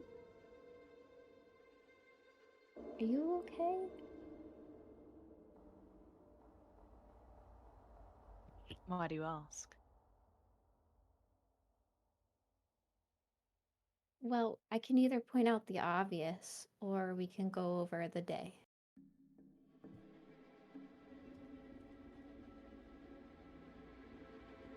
I think this is all unpleasant circumstances for all of us. If there is more specifics you wish to talk, well, I'm always open to talk. Well, Via's gonna go into Xanthi's waist and just kind of wrap her arms around her and say, when you're able to talk to me about how you're doing, hopefully I'll be ready to talk about what I saw, okay? She'll like hesitantly reciprocate it, and it's not just like a hesitancy in that, it's just you would see that there is some genuine confusion on her face.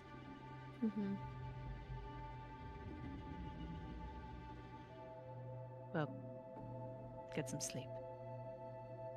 I'm sure tomorrow won't be easier. No, I'm sure it won't. And she'll scoop up Fiddle and head to bed. Okay. All right. So, with that, as all of you head to bed, the scene slowly fades to black. And the sun begins to rise, but on a different day, a different time in Rosemont.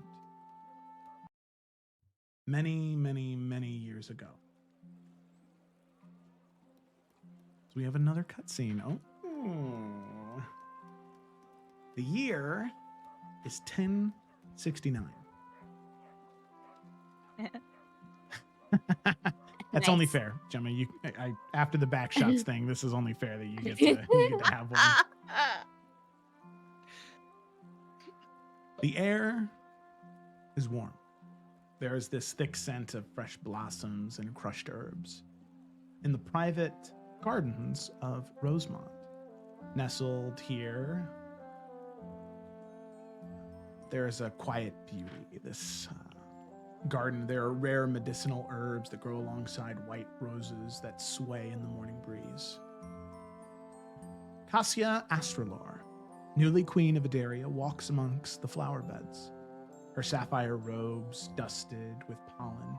Her fingers graze the edge of lavender and rosemary as she searches for something specific. There's a soft curve to her stomach. Barely noticeable weeks ago, it's now beginning to show beneath the flowing fabric. She moves with an effortless grace of a scholar lost in her work, her mind already elsewhere, focusing on what must be done. But there's a soft chuckle that breaks the silence. It's been 10 minutes, my love. Be happy to help search. She glances over her shoulder to find Talon, leaning against the stone archway, watching with a sort of lazy amusement. He's dressed simply in royal greens and browns, his hair still black, untouched by the gray and white salt and pepper that so many are used to. His arms are crossed as if savoring this small moment. Cassia smirks. You said that at 5 minutes too. Because at 5 minutes I had faith that you would admit that you'd need help. And oh my God, Furby, thank you for the 10 gifted subs. Jesus Christ, thank you so much. That's so very kind of This you. is wild. This is insane. Oh my God, dude. Thank you. I feel bad just moving on, but thank you. And do not feel bad. Nobody feel bad at all. It's so very kind, and I'm so very appreciative. I only move on because I don't know. I feel like I have to. Thank you so much. So Cassia smirks and says, you said that 5 minutes ago.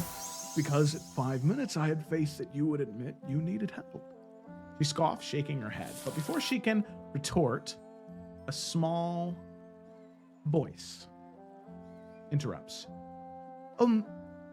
Lady Cassia? A young halfling, no older than 15, stands on the edge of the garden, nervous and stiff, a satchel slung over their shoulder. Their hazel eyes flick between Cassia and Talon, then recognition. A sharp gasp, then panic. Oh, God, Your Grace, I did not know you were here. I did not mean to. And you can see they drop into this hurried, fumbling bow, nearly losing their footing on the garden path. Talon waves with a dismissive hand. Please, there's no need for all that. And you see Brendan nod quickly, but visibly tense still, their hand gripping onto the edges of the satchel. Cassia steps forward, placing a gentle hand on their shoulder. I asked for your help, Brendan, and I still need it. And she sort of shoots a look towards Talon, a beat and a hurried nod, as Brendan says, yes, of course, my lady. The herbs you were looking for, it grows over in a shaded bed near the fountain. I can show it to you. Cassia smiles. Please. Brendan rushes over, leading them to a patch of silver green leaves. Their shape delicate, their scent sharp. Cassia kneels, running her hands carefully over the stems, nodding approvingly. Good eye, Brendan. This is exactly what I needed.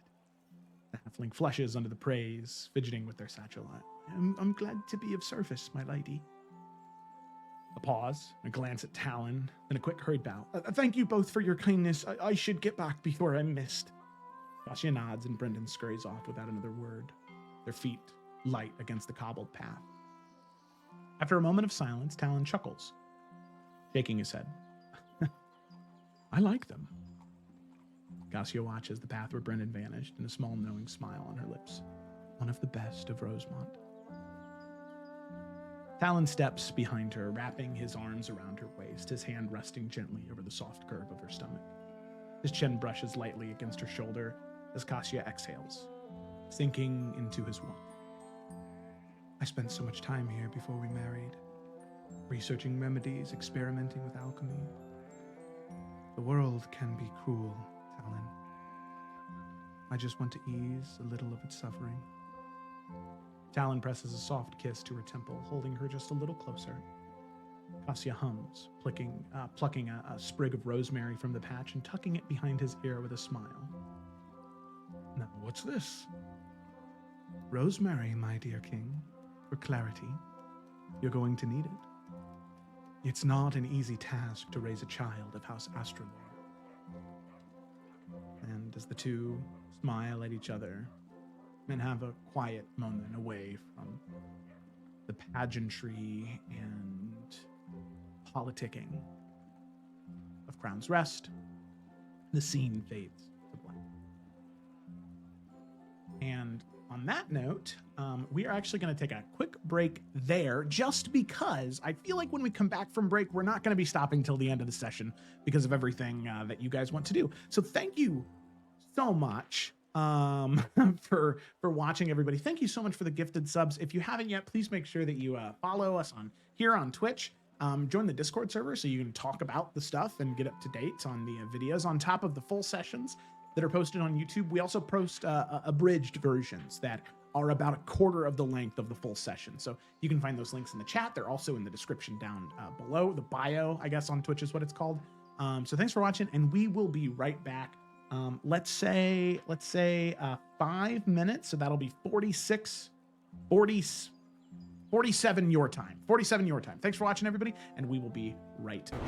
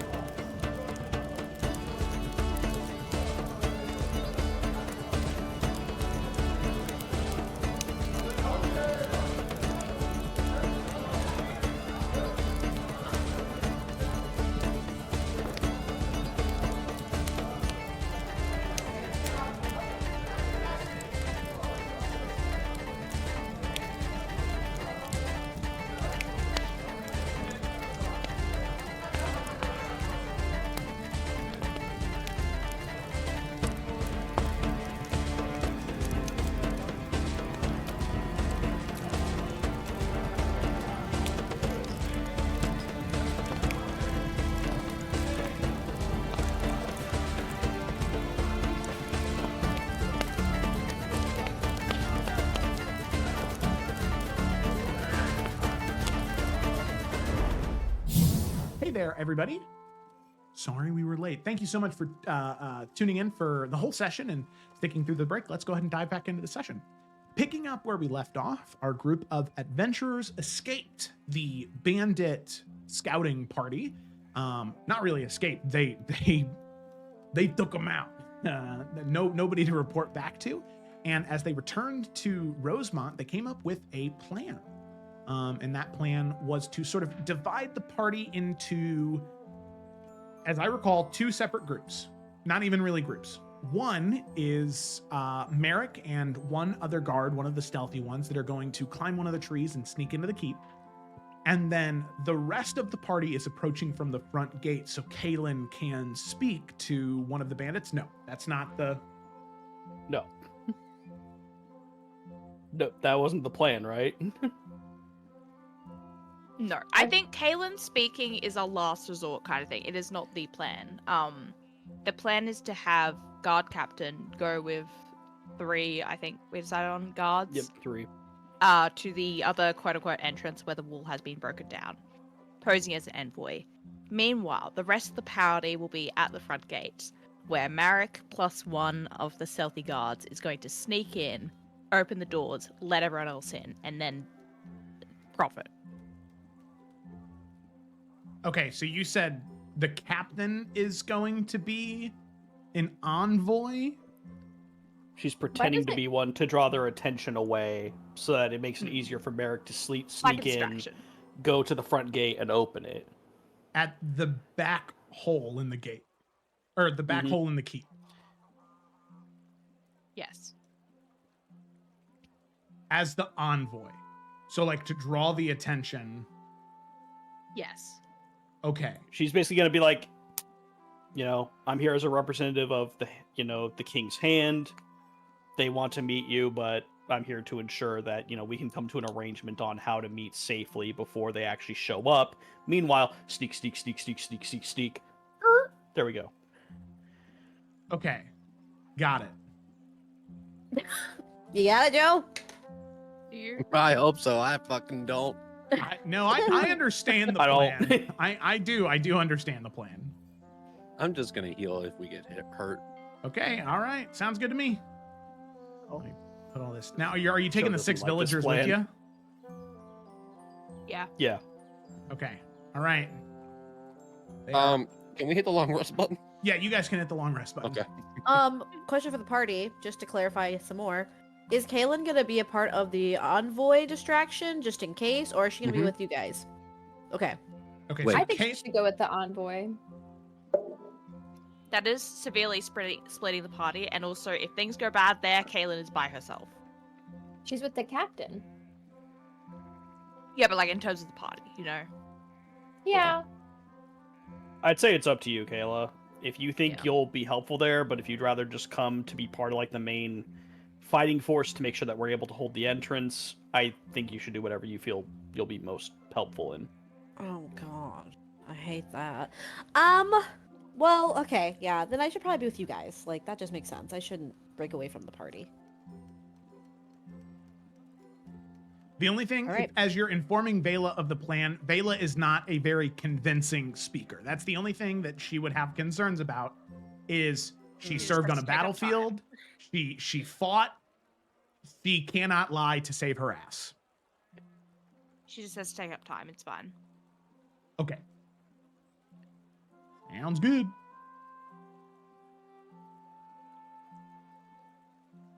All right, here we go. So, all of you march out from Rosemont and begin to head towards Serwyn Keep.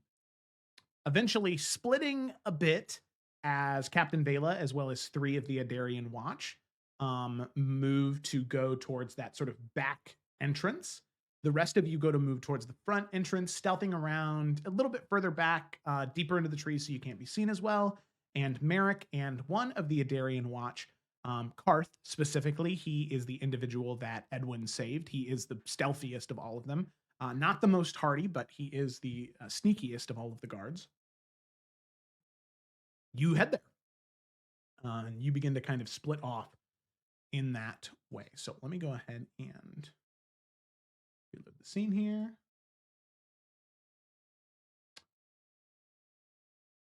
Alrighty. And load it in just to make sure that everybody is in the right place that they believe everybody should be in. No. Stressy McMessy. Oh my god. Heavy Yes. breathing, I heavy don't like breathing. that it's on paper now. So, Take That's us what back. we want. Replanning the plan. so for Merrick and the one guard, you can either go at the top here, or you could go to the tree at the bottom here. Both are kind of equal distance from the mechanism, which there's 2 mechanisms right here at the gate. Since up top is where the envoy is going to be, I think it makes more sense to come from the bottom. Everyone agree with that? Yeah, that's Yeah, that's fair. what I was thinking as well. Okay.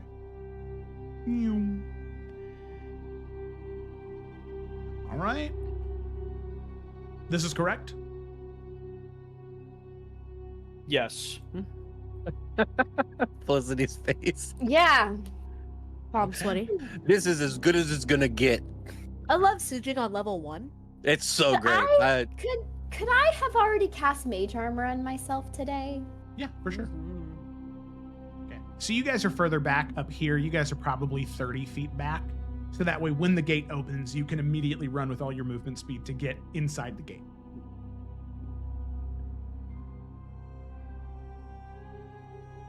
Okay.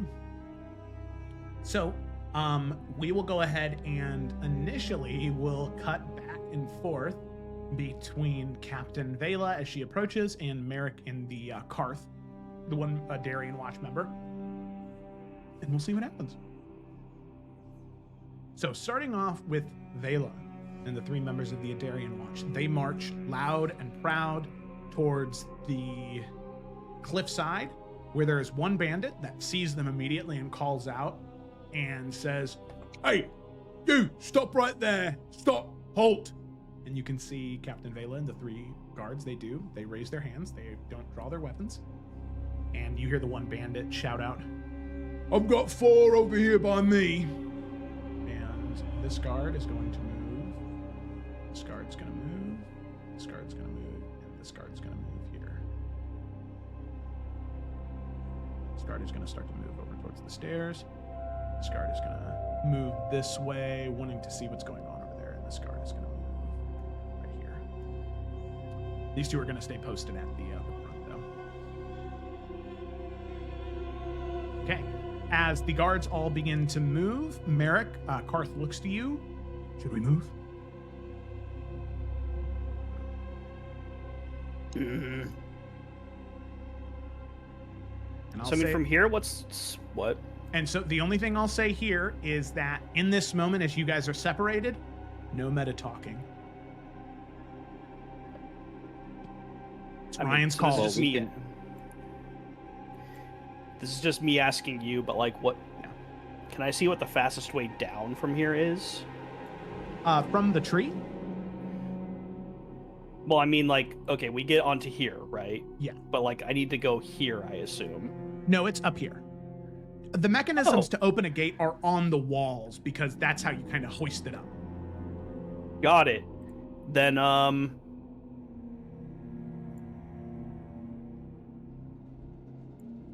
yeah, because right now, even worst case scenario, we're immediately blown. There's just 2 guys we have to get through.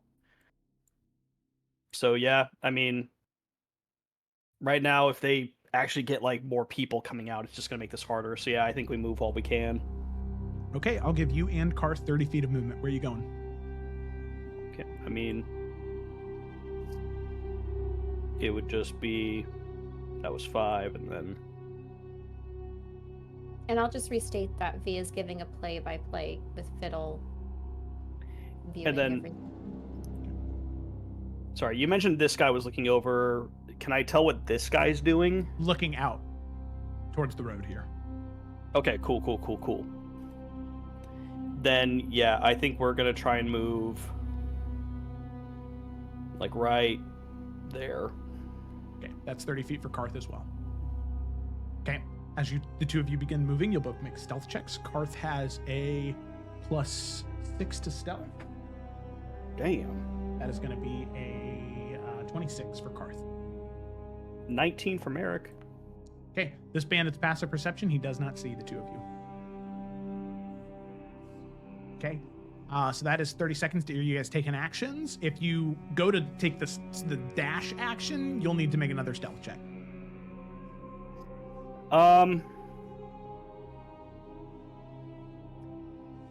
No, I don't think we want to rush it right now. Like, we're going soft, we're going smooth. No one's hurt us yet, so I think we're playing it just a little safer, a little bit longer. Okay, yeah. Then we cut back to Vela as she says, I am here as an envoy for the King's Hand. They come wishing to parley with your leader. They sent me first to ensure that peace talks could transpire effectively and appropriately. She kind of grimaces. See, the bandit kind of leans forward. What the fuck are you on? The King's Hand? What, did he lose it? Walk all the way down here? How about you piss off and go back to whatever fancy tavern or fucking guard barrack you came from? This is our place, all right? Piss off.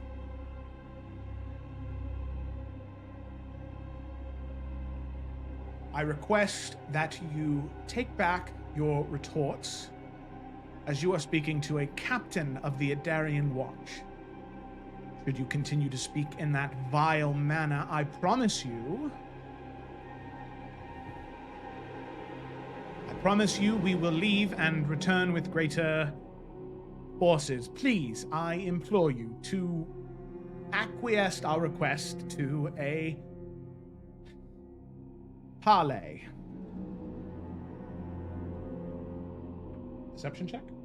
Okay. 16 minus 1. That's going to be a 15. That's pretty good. That's pretty good. That's our girl. Bandits are stupid. Hopefully. Yeah.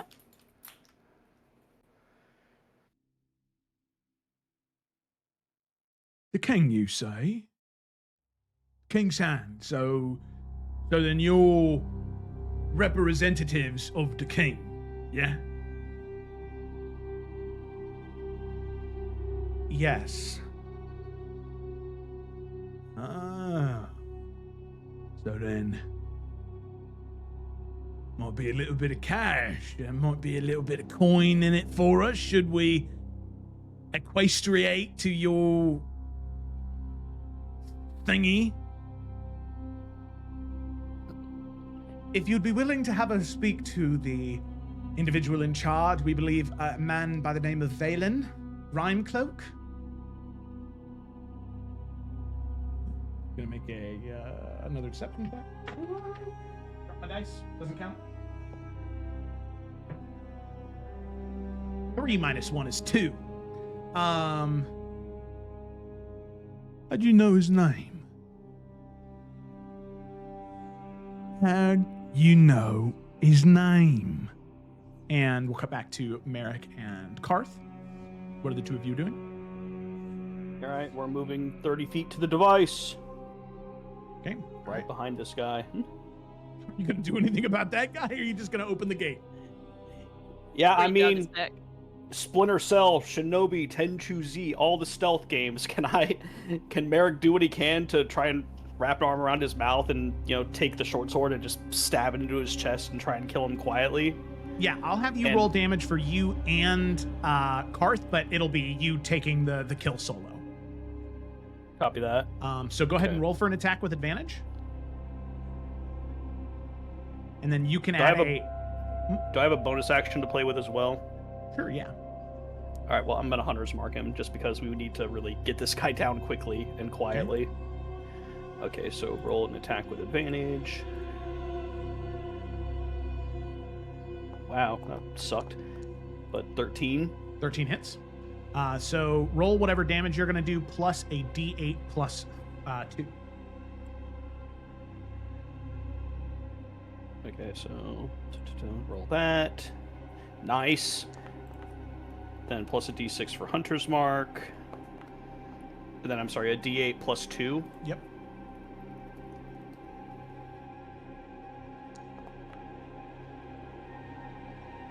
Okay. 22 damage in total. Yeah, he is dead for sure. And Merrick, I'd like you to make a stealth check with advantage to see if you can stab, cover his mouth, and pull him down before anybody else can see him.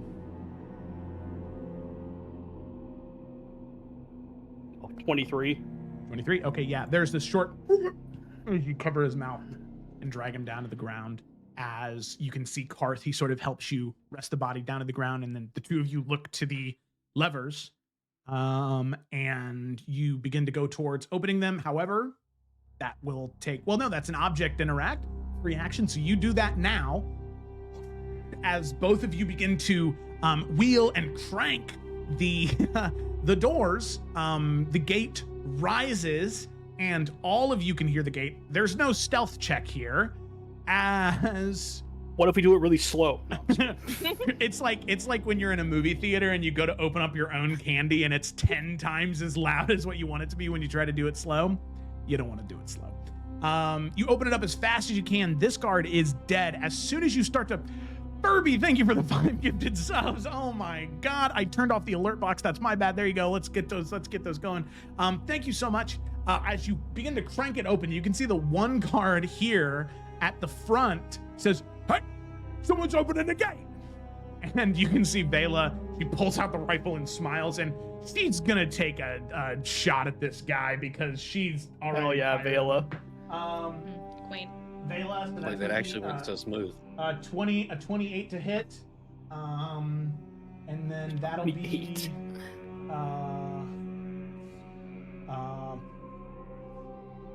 Really low on the damage die, so that'll be 8 points of damage total. He's looking boom, as he gets shot in the shoulder and falls down to the ground. As the rest of the bandits, they begin scrambling, grabbing their weapons, looking for this incursion. As all of you begin to move forward towards the gate. I'll say that you guys can put yourselves anywhere as long as you are not in front of Merrick or Karth here. So anywhere by the two of these guys. But Are when we move underneath? ourselves, we're assuming we're underneath, yeah. Yeah, you can be underneath. So just not in front of Karth or Merrick. While people are organizing, did she get a second attack or did she only get the one shot? Because I know she has extra attack. Just the one in this moment. She'll get the rest when the combat starts. Worth asking. Yep. Question. Yeah. Could we see this guy running in as we're running in? He's elevated up above, so I mean, he'd probably have like half cover, but you'd be able to see him. My question is basically, I want to use Toll the Dead to basically like discombobulate him so that he's just like, there's a bell ringing in my head. I can't call out to people. Okay. I will say, yeah, you can go ahead and do that. Constitution, that's a Constitution saving throw on his part, right? That is a Wisdom. Wisdom, got it. That's a failure for sure. That is a 4. Edwin takes out the bell that doesn't have the ringing part inside of it and looks up to him and says, "Please work." He's gonna take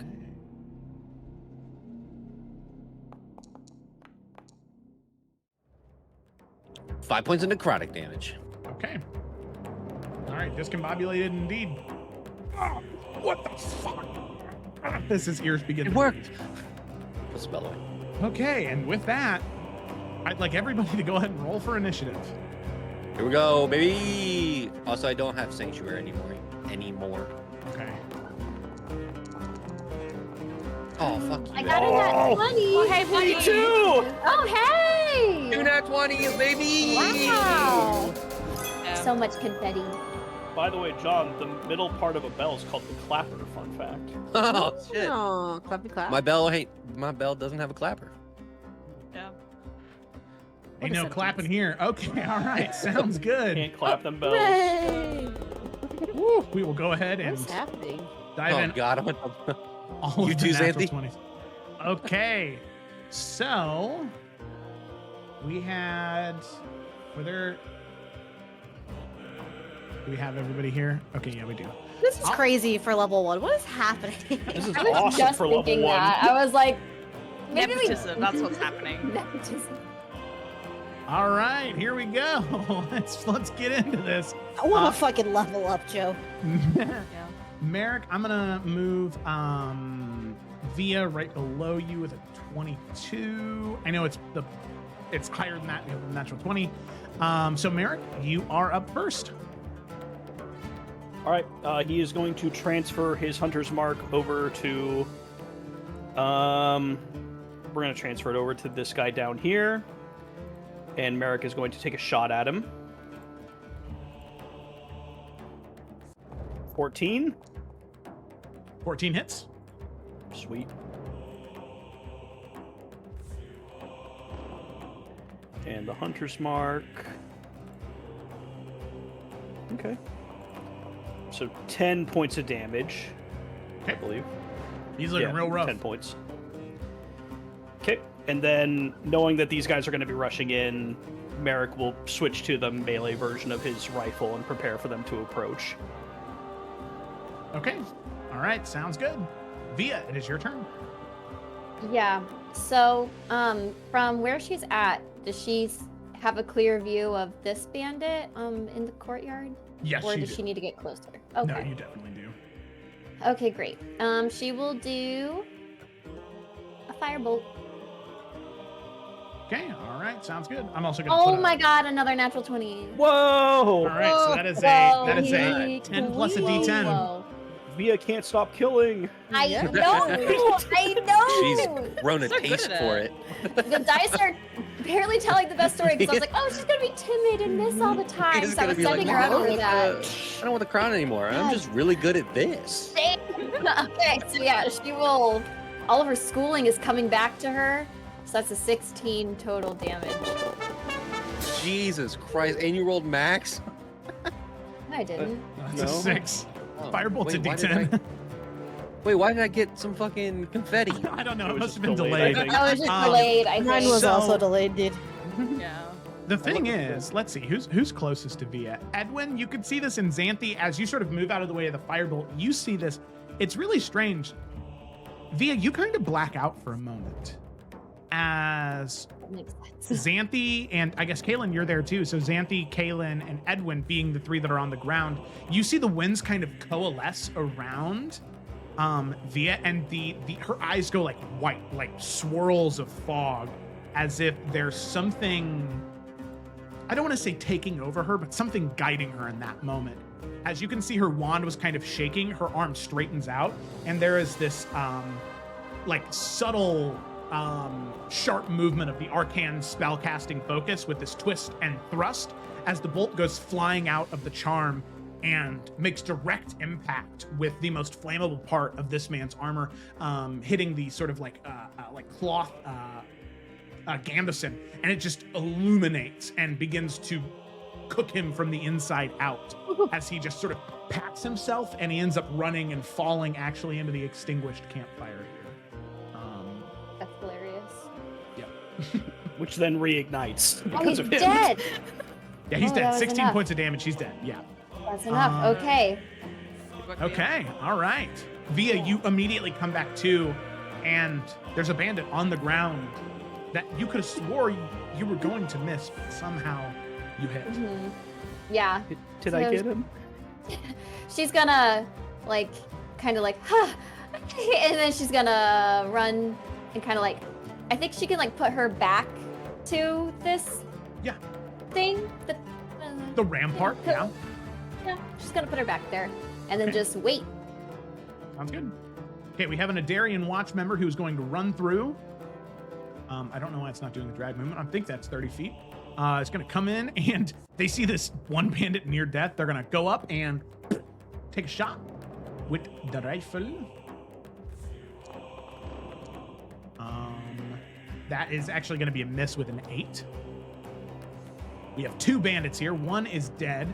This one is going to immediately run towards the stairs, seeing the gates open, and is going to take a shot against the Adarian watch member on the ground there. That is going to be a hit. And that is going to be 7 points of damage. The bolt slams right into his chest as he sort of doubles over. Ow, ow. trying to straighten out, but he's looking rough. That bandit is dead. This member of the Adarian Watch here is going to move next to Bela and is also going to take a shot up. That is going to be an 8, which is a miss. And they're not going to start climbing until he's dead. Then we have 2 groups of bandits again. This bandit is up first here. Is going to move forward and is going to take a shot down at the one that missed. Actually, he's going to take a shot at Bela. And this is going to get a D6 because they do have the height advantage. That is definitely... I thought it was just +2. Oh, that's right. That's right. Yeah. It is +2. Thank you. We changed after doing the same thing for 3 years. So that is still going to hit with a 19. And that is going to be 7 points of damage. Okay. Next bandit over here. This is the one that was actually shot already, who is also going to look down and shoot at Bela. That is going to hit. That's going to be 8 points of damage. Okay. Wait, I'm a little... Okay. Oh, okay, that was weird. Wait, what is it? Okay, sorry, I was a little confused as to what it was. Wait, what's going on? Okay, there we go. So that's highlighted. So that Adarian Watch person went. Okay, so now we're at this person. Yeah. Yeah. Okay. That was weird. All right, this person is... Oh, Jesus. They're going to come over here, and they're going to take a shot at the Adarian Watch member that came through the gate. Doing that +2, that is going to be a 14, which is a hit. That's going to be 5 points of damage. Bolt flies through. He is slammed right into the clavicle. And you can see he falls over as the blood is just beginning to gush out of his chest. He can still be saved, but needs to be within before his next turn. This guy is going to come back, and he is going to take half cover or 3/4 cover behind the rampart. All right. Then we come to the commoners. Yeah, the six members of Rosemont. They're gonna run forward. Someone want to open this bottle for me? I can't fucking do it. Okay, I got you. Sorry, Haley. Okay, this commoner is going to run forward and is going to shoot at the one bandit on the stairs with a longbow. That's a natural 1. That's a miss. Captain Bela is going to take 2 shots, one at the bandit above her. That is a hit. That's going to be 4 points of damage. He is dead. She is going to begin to climb the 15 feet up here. Actually, that is all of her movement speed because climbing is half speed since she doesn't have a climbing speed. And then as she gets up, she's going to take out the longsword and shield, and she's going to go and make a stab with her second attack. That guy. That is a 21. That's not very good. That's only going to be 4 points of damage. Okay, all right, but she's up there. Commoner. Woohoo! They're going to run through. They actually only get there. They're going to take a shot with their longbow at the one bandit that's up there. That's a 2. That's a miss. This bandit over here is going to come to the side, and they're going to take a shot at you, Edwin. Fair enough. So that's going to be with the They ain't gonna +2. hit. That's going to be a 16 to hit. That's a miss. Okay, all right. Shield up. A Darien Watch member. This guy will get 3/4 cover as he kind of ducks down behind the rampart before the end of his turn. Darien Watch member is going to run here and is going to take the action to dash to get up the stairs and get right here. This commoner is going to move in 30 feet. Take another shot at this near-death dude. Come on, commoners. That's a 3. I've rolled a 1, 2, and a 3 for the commoners. All right. Bandits. We got this guy over here. He is going to come over this way, and he's going to attempt to shove Vela off the cliffside here. No, don't do that. Wait a minute. Wait. Contested athletics for Vela. That is a 7. For the Bandits, that is a 19. Vela is pushed off 10 feet that way, falls 15 feet, and she will take 2d6 worth of damage.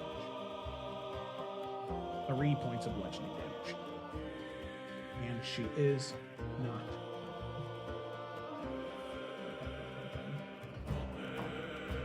You just hear this heavy thud of armor as she falls onto the ground. Okay. This bandit is dead.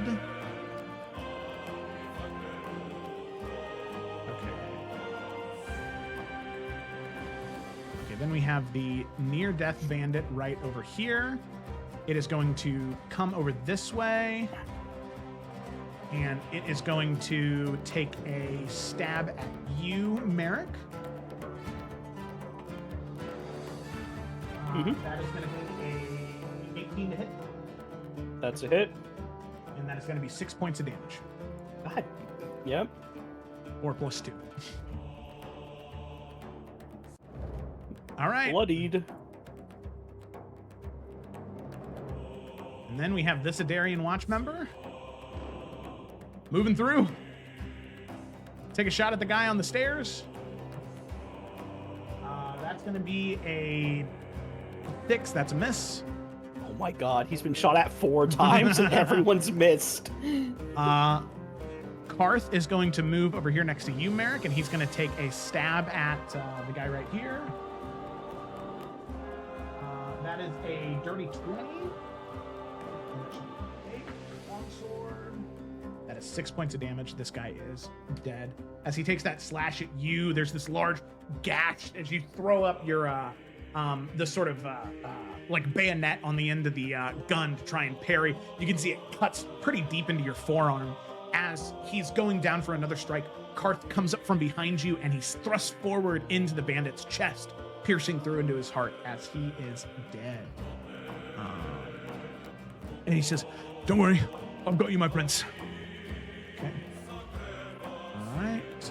Oh, yeah. Commoner group moving in. Longbow shot at the guy all the way down range. That's a 16. That's going to hit. Oh, fucking finally. D6. That's 4 points of damage. Funk. Let's go, commoners. Oi, for the king! As he shoots the arrow. Absolutely, you brought the hillbillies with you. Not all of them are going to be as charming as Brendan. This one's going to move forward, and it's going to take another longbow shot at the. I guess these are short bows, actually. They're not trained in martial weapons. These are short bows. Take a shot. That's a 12. That's a hit. 5 points of damage. Funk, funk, 2 arrows impacted. This bandit is still standing. This bandit here is going to look to this bandit and say, "I'm getting violent. There's too many of them." And is going to run 20, 25, 30, and then is going to use their action to dash an additional 30 feet. Nope. Okay, a Darian Watch member. It's fucking great. They're going to run in. Run another 30 feet. 3. They're going to take a shot. Okay. That's a 20 to hit. Dirty 20 to hit. Rifle. 5 points. He's dead. Boom. As the lever action rifle blasts, it blasts part of his shoulder off as he falls down to the ground, unable to hang in there. This Adarian Watch member is going to move up and does not have enough movement to climb, but they are going to start their ascent, getting 10 feet up. Oh, they'll use their action to dash to get the rest of the way up. Be the remaining, it'll be at 15 feet. Okay, with that, Kaylin, it is your turn. Hello. Okay, Kaylin's going to move. Yeah. Okay. Can she see this guy up here?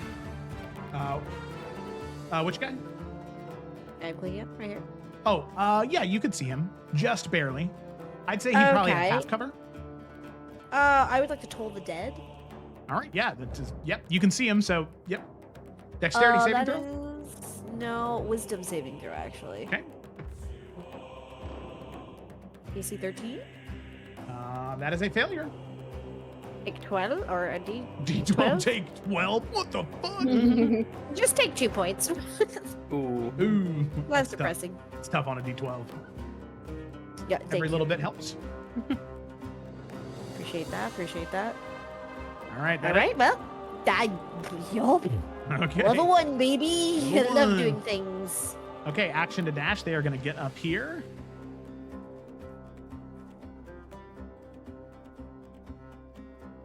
Move in. 30 feet. They are going to take a shot at the guy who currently has 3/4 cover. So it's going to be +5 to his AC. That is going to be a miss. This bandit is going to come over here and is going to take a shot.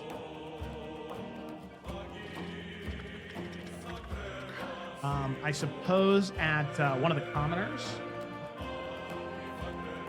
That is going to be a 10 to hit, which does hit. That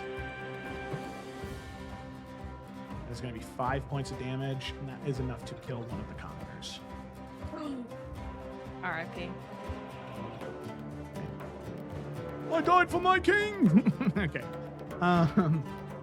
So, yeah, all of you see sad. Let me not make light of an innocent civilian who they did not go out with a battle cry. It was just a soft cry in pain as they fell to the ground. He ain't a civilian. He's battered at this point. You know, it's all Yeah, fair. exactly. All right, He another fought for Darian his watch. home. I respect that. Moving in right here.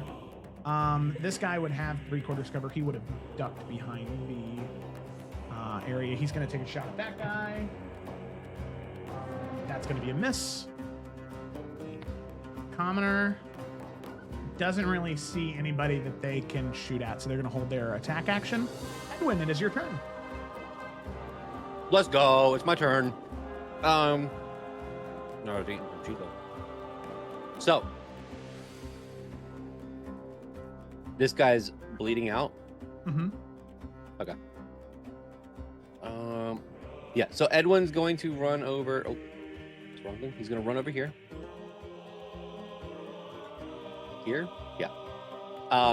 And as he runs over, he's going to take out this green herb from his pouch, and he's going to, as he's running, kind of smush it in his hands and place his hands on his throat. And as he speaks, he says, "Heal." And he's going to use Healing Word on this guy.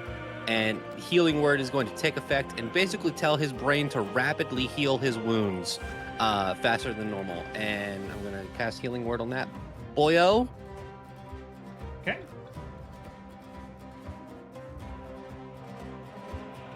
Five healing. All right, sounds good. So with 5 healing, you can see you just barely stabilize him as the Wait, blood was wasn't kind of... one of those the one? Don't you get to re-roll once? You're right. Because Oh. I'm some sort of class. Battle medic or something. An extra 2. That's- Let's go. Yeah. All right. 7. He's not even bloodied Matters. anymore. Yeah, it matters, especially at these low levels. Which was a bonus action, actually. So. Oh wait. No, yeah, I can do this. Who's up? He's going to. He's going to turn to Xanthi and say, "Good luck," and he's going to tap her shoulder and cast guidance. Okay. Nice. All right. Sounds good. So then, Xanthi, it is your turn. About to say I wasn't even planning on making an attack this turn. Because all these guys up here have cover, right? Yeah, 3/4. Unless you get up there. Yeah, exactly. So I'm not getting anywhere soon. But I'm able to move through at least. Yep. People at top here, right? Yeah, cool. Mm-hmm. And so all I'm gonna do is it actually tells me how far the distance is. I'm just gonna use my action to dash to try and support what's going on here. But yeah, so I ain't gonna be able to reach anything otherwise. It's okay. Guidance is a concentration up to a minute. That's my turn. Okay. Alrighty. So, as we get up to the top of initiative here, not at the 20 just yet, Merrick, it is your turn. All right. Merrick is going to move. He's going to go. Oh, I see. Hang on. First, I'm going to measure out. Okay, so he's going to move and dash here. And he'll end up right.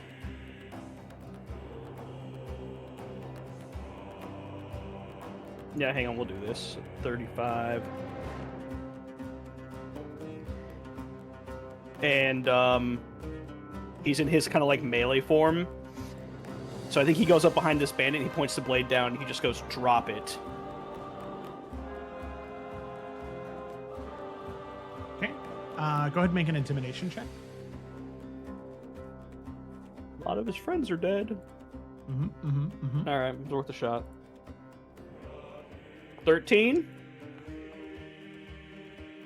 Yeah, 13. You can see he sets the hand crossbow on the ground and disarms the scimitar and raises his hands. Wait. That'll be it for Merrick's turn. He can't really do anything else. Okay, Via, it is your turn. Okay. She will. So she sees. Well, okay. So she will first. Oh, it's. Let me measure it out first. Harder.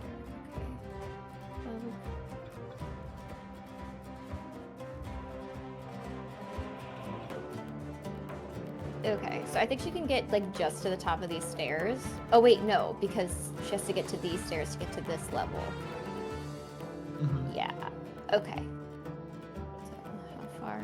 Okay, it's literally 30 feet to get to the bottom of the stairs. So we'll just go to the bottom of the stairs. That's at 25 feet. Okay, well there, 30 feet on the stairs. She'll let anyone pass. Like she's not blocking the stairs. She's not that big. So we see this guy is kind of surrendered with Merrick. This guy's got 3/4 cover, and this guy on the stairs, can she see him pretty okay? He does have 3/4 cover, so you can just kind of see his head poking out, which is it's +5 to his AC advantage on dexterity saving throws, or +5 to dexterity saving throws. Sorry.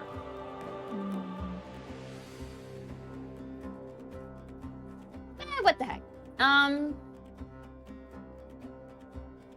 I think she'll try and firebolt the badly injured one. We'll just see how that goes. If she misses, she misses, so. Okay, got it. Roll for an attack. 12. 12, that just hits. Well, wait. Yep. I was like, really? Yeah, that just hits. Since you're hitting him from the opposite side, he does not have the 3/4 cover bonus. Oh, okay. All right, Via, you've surprised me. 6 points of fire damage. 6 points. He is dead. Via just looks at her hands. Oh my god! What is her death count? Kills at everyone. I was about to say, Yeah, Via might have the got- highest kill count I right think now. so. You got double the kills of anybody. Oh my so far. god! Yeah, she just looks at her hands and then focus back at the fight. Here we go. Kaylin's whole outlook on her is about to change. Kaylin's like, I can work with this. Darian Watch is going to move forward. He's going to take a shot at the guy with 3/4 cover. There's going to be a miss. And then we move to the 20 of the initiative. As Xanthi, you are the first person to hear this. As this guy is just getting through the door, you hear a voice emanate from behind that door as you hear, All right. Now what in the hell is going on out there? as you see stepping through the doorway, looks to be your individual, the leader of these bandits, Valen Rhymecloak, as well as the rest of the bandits that were down below. So, if you want, give me just a second here Yikes. to add these guys to the initiative. Or they could run away. I like that idea. I mean, look at what we've done. I'd be afraid. I mean, have you seen that fucking wizard back there? She's fucking loose cannon. she's lighting people on fire! The destroyer of worlds is here! Hellspawn herself! Oh. Okay. No. Wait a minute. Siege! What are we Level doing? one. This is level 1. This is amazing. I'm gonna remove the dead guys from the initiative order to clean it up a Please bit real do. quick. Why were we here again? Not the keep, but the... Has Dad sent us away? Dad sent us to die. Yeah, he was hoping it would clean up the Yeah, The lower the situation. amount of air. He wants his cupbearer to have the throne, but he can't do that when there's 5 legitimate heirs. Xanthe used to be his cupbearer. Does that mean she's queen now? No. Not even close. His current cupbearer. Okay. Wob, all wob, right. wob, wob. Xanthe, you're in a bit of a spot over there. Shut up! It's okay, you got guidance. Thanks. Thanks, bro. Oh my god, the sounds of dice. They Woohoo! don't sound as good virtually. 10 dudes are entering the combat right now. Okay, here we go. That was on the 20 of the initiative. So now we move on to the Adarian Watch member who's on the 20, and they're going to climb up. They get all the way up here. They're going to take a stab at this guy, and they hear like shouting, people coming through, and they shout down to Vela, There's more bandits coming from the basement of the keep. and Vela says, Gods be damned. And she's like slowly getting up. She's also realizing that potentially got assigned to more than what she thought she was going to handle. Yeah. All right. Remember when Rainier was like, you guys are going to be fine, there's nothing to worry about? He didn't account for our stupidity. That is going to hit. Yep, that is going Please to kill be this guy. 7 points of damage. He is dead. Yes. Remove combatant. All right. Their numbers are thinning a bit. Bandits. Okay. These guys are... No, not those guys. These guys are up now. Okay, this one, you can see he, like, put his hands up and then heard Valen yell and is immediately going to scramble for his rapier and try and slash at you, Ryan. Or, not Ryan. What a bitch. Manic. He's coming out of game. So say Ryan has 1 HP, so if I get hit, I'm dead. That is going to be a 15 to hit. I believe that's a miss, right? Miss. Miss. Yep. You can see he's like so clumsy as he goes to pick it up. You're easily able to parry it.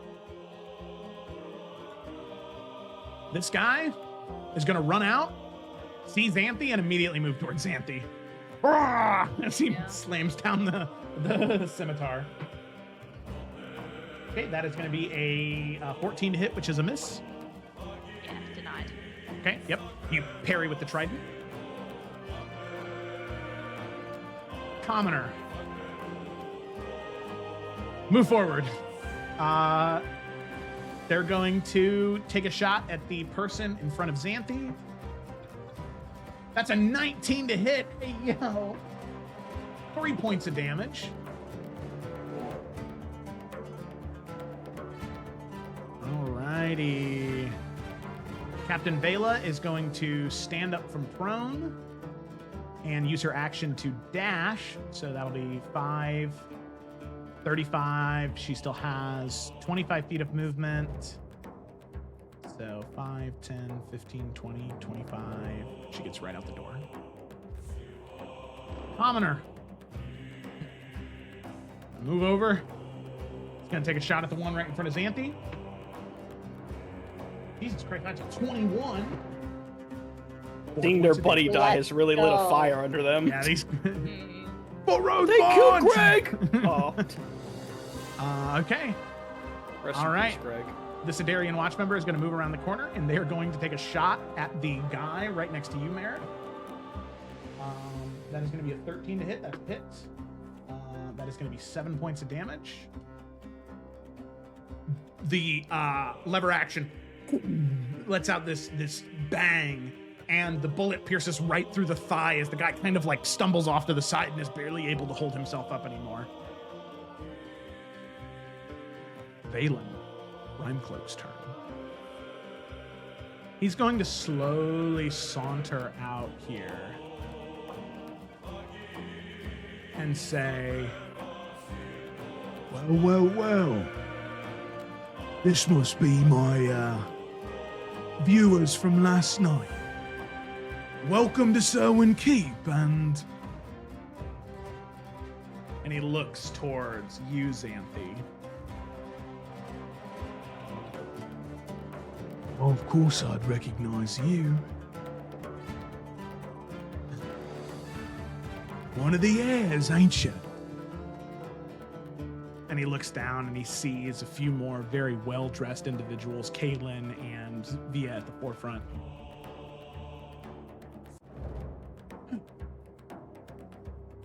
Very interesting. And you can see he's going to conjure as he sort of, as a bonus action, will sort of rip into the air this like infernal rapier that appears in the opposite hand of the gauntleted one. And he's going to hold his action as he begins concentrating on a spell, and he looks towards Xanthi and says, Let's see what you got. all right. And that'll be the end of his turn. Then we have a bandit here. Gonna run out. Run to Xanthi. Gonna take an attack. Hold the line, Xanthi! Hold the line! 11 to hit, that's a miss. Get pumped. This bandit is going to move out here. They're going to take a hand crossbow shot at Xanthi. 14 to hit, that's a miss, right? Yeah. Oh my god. Xanthi, you are just dodging, parrying, hitting them with the butt of the trident. Like you are everything you've trained for is going into effect right now, and you are like sweating bullets internally, but maintaining a cool demeanor on the outside. All right. A Darien watch member is going to shout out, Princess Xanthi, she's under duress, and is going to move forward. She's underdressed. Sorry. All So bandits funny, go, opposed to "Where?" what they just observed. They're like, all these fancy bitches out here, overdressed. Okay. He is going to take a shot at the one right next to Xanthi. 16, that hits. Only 3 points of damage, not very high on the damage die there. Okay. Another Adarian watch member. Move up, take a shot at the one right next to Xanthi. That's a miss. Commoners, move forward. Ooh, one back. Let's just say they overstepped. Is going to take a shot at the one right in front of Xanthi. That is definitely a miss. That's a natural 1. Another commoner. They're going to move up here. Take a shot at the one right next to Xanthi. That's a 10. That is a miss, sadly. This bandit is going to move out, taking a shot at Xanthi. Jesus, that is a An 11. Okay. And Xanthi just looking like a straight up badass. This one's moving out, taking a shot against Xanthi. She needs it. Okay, that is a 19. Okay, yeah, fine. Fine. It's gonna be 7 points of damage. Ow.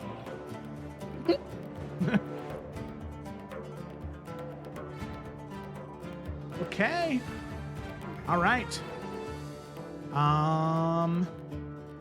Another bandit. Gonna move out this way. It's gonna take a shot against Xanthi. Can we no longer see our own HPs on here? It's broken. Go to It's not updated. Oh, it's broken. Okay, Yeah. I'm just making sure. You That's should be okay. able to go to D&D Beyond and look at the HP totals there. I was just looking I at. am 5 out of 12 right now. Got it. Xanthi, that is a natural 1. Only a miss. Darian, watch. Move forward. Come on, guys, get it together. Take a shot at the one right next to Xanthi. That is going to be a 12, which is a hit. That is going to be 6 points of damage. They're both looking rough right there. Bandit is going to move out here. He's going to take a shot against Xanthi. No. That's going to be a 9. That's a miss. Our tank, man. Vanguard. Darian, watch. 30 feet out this way. Sees Princess Xanthi like besieged by bandits right now, and is going to immediately take a shot at the near death one. That's a 19, definitely a hit. And that's going to be 5 points of damage. That is enough to kill him. Remove from combat. All right, Kaylin, it is your turn. Okay, she's going to move. She's gonna move up. Okay, there it goes. Move here.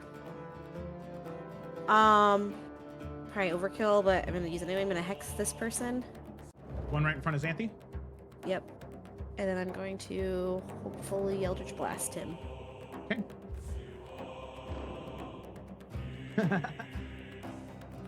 Oh, thank God, dirty 20. Dirty 20, that hits. So D10 plus a D6.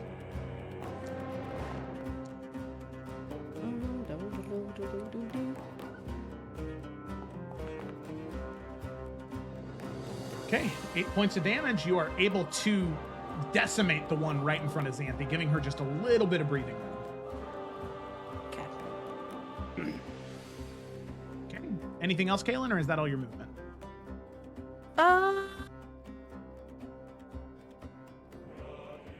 That's it. Okay. All right, another bandit in the room. Move forward. He's going to move up right in front of Xanthi, just filling the spot, stepping over the dead comrade, and they're going to take a slash with the scimitar.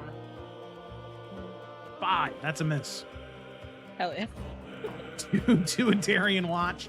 They're going to move out, and they're going to immediately just start firing into these guys. So standing in a line now, this guy has his rifle out. He does get a +2 to hit. That is a 25 to hit. And 8 points of damage to this guy. Nice. Okay, this guy is going to move forward up this way. And is going to take, just to get a little bit more height, is going to take a shot at this guy right here. Because he is going up right after him. He does have full cover, so it's going to be +5 to the AC. Yeah, it's going to be a miss, sadly. Yeah, this guy is going to run up, flanking Xanthi. Get the +2. With the +2, that's a 15 to hit. Is that still a miss? No. No. That Okay. misses. Oh, that misses? That misses, yeah. Perfect. Okay. AC 17. Got it. All right, a Darian watch is going to move up this way. Get right there, and it's going to take a shot, no longer in 3/4 cover, at the one right behind Xanthi. That is definitely going to hit with a 17 for 6 points of damage. He's looking rough. Commoner. Jesus Christ, is going to move forward. Take a shot. That's a 14. That's going to hit. And that's 6 points of damage. God, this commoner kills this bandit. Arrow right to the back of the shoulder, piercing through the heart as the bandit just sort of falls over. And you can see they hit the side of the railing and fall over those 10 feet down onto the ground, their head cracking against a rock at the bottom. Edwin, it is your turn. Yeah. No, what the fuck am I supposed to do? All these. Okay. Jesus Christ. Edwin's gonna. Edwin's gonna move 30 feet. Wait. Okay. Wait. I'm confused. Is the math wrong on here? That's 30 feet right there? Okay. Yeah, it's weird because the measurement, like the green aura thing, is showing 30 feet when all diagonals are counted at the same measurement. But a new thing in 1D&D is that the diagonals can be counted as like half a square whenever you move diagonal, or like a square and a half. Yeah, so this is my movement right here. Mm-hmm. Yeah. Okay. Okay. Cool. Sorry about that. What is Xanthi at? How does Xanthi look right now? She's at 5 of 12. Oh God. I got it. Don't worry. I got my wind. Oh, that's right. You have. Yeah. Okay. Yeah. Edwin's just gonna run up and he's going to Sacred Flame. Big bad guy. Actually, he's gonna Sacred Flame the Valen? the guy. Mm-hmm. Okay. So he's going to take out one of his rocks. As he crushes it, it turns into light, and he is going to throw it in the air, and it's going to hover up and shoot towards him. Is this it's a dex. Oh, fuck me. Dex. Dex saving throw, DC. 12. He might not be Dexy. That's going to be an 18. All He right. might be well, Dexy. Does it hit the guy behind him, or no? You can see the flames sort of like coalesce around him and shoot down. As he just sort of like sidesteps out of the way, they hit the ground, and you can see that as the flames are still like on the ground beginning to singe the stone, you can see he just steps back over them, stamping out the flame.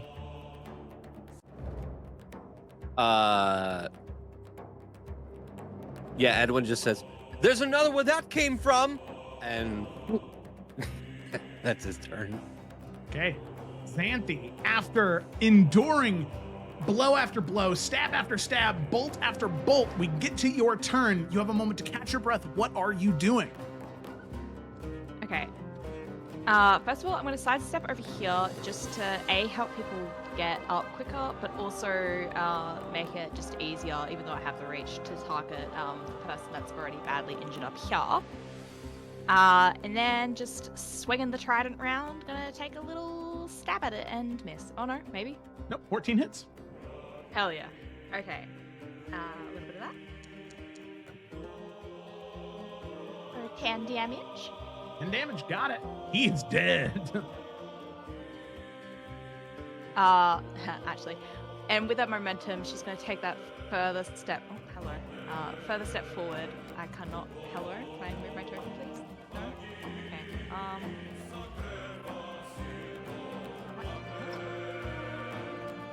Okay, it's not letting me move forward. I want to move that's just right, to that square in front of Valen. Kind of moving her eyes to where he is. Heard you run. Didn't expect you to be hiding up here. I'll admit, And that is her turn. I'm impressed. It was a good blow. But let's see. How's your mental fortitude, huh? And with that, he's going to slash right in front of you, and you can feel the air compress around you as he's going to cast a second level spell before you have the opportunity to second wind. Oh fuck! I forgot about that shit. Oh, He was holding a spell. God, He's gonna cast fucking- hold. That's my person. bad. I was meant to do that at the start of my turn. I'm sorry, guys. So Xanthi, I need you to make a wisdom saving throw. God damn it. But I still have guidance. You Guidance do. doesn't work on saving. I didn't even Doesn't matter. fucking need it. Fuck off. Get Get fucked. fucked. What? Nice second level spell, loser. Get And fucked. then I want to take my wind if I may. Let her wind, Joe. Let me breeze it up. Breeze it up. Deepest fucking Breeze it breath up. There you've you ever go. Yeah, breathed. Xanthi, you can feel the wind begin to compress around you, forming this shield, trying to hold you in place, but through mental fortitude and strength, this resistance to being told what to do, you break out of it. And you can see there's this impressed look on his face. He smiles. He's not taken aback. He's not in fear, but he nods and says, That's what I expected from the likes of someone like you. Impressive. Wish I Alright. could say the same to you. Got his ass. sounds good. Also, guidance doesn't work on saving throws. I don't know why the fuck I count. Well, Well, that's good dumb. thing. Okay. Good thing that It's just didn't a matter. bonus That means you still got it. Yep. All right. Top of the turn order. Merrick. All right, Merrick's looking around and seeing the state of the battlefield, and he's going to attempt to move without disengaging. Without disengage. If you move out of his melee range, he gets to take the attack of opportunity. Correct. That's why I'm letting you do that before I continue with the rest of my turn. Okay. I'm sorry. I misunderstood my brain. Anyway, yes, he will take an attack of opportunity. I was trying to be polite, but if you just don't want to take it, that's fine. I hate those dice. I can't even read that number. Those weren't the black ones I gave you, were they? No. These are different black ones. Mm. The ones you gave me, they have like a different colored font, so it's easier to, or colored font, so it's easier to read them. Mm. Okay, that is going to be a 16 to hit. Miss. Hey. All right. Merrick will Misses. continue moving. Okay. And will stand in line with the Adarian Watch. Nice. And he is going to fire a shot get at plus this 2. bandit in the back. Yep. So I will roll to hit. Plus 2. All right, 24. All right. Okay, then 24 hits. First the damage. 7.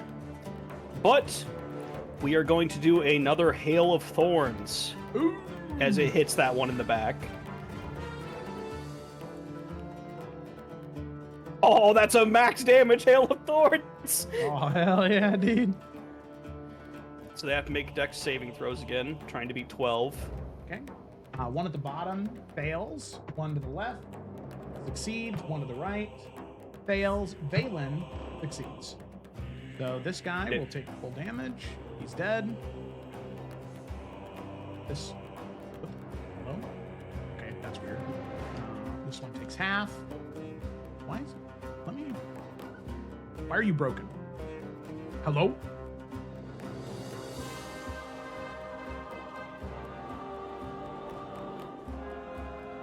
I don't know. It's so weird. Okay. Minus 5. There we go. That's weird. I thought the one on the left also failed. Oh, sorry, you're right. Sorry, I was looking at it in this character sheet. So he is actually at very low. Yeah, that was a good Hail of Thorns.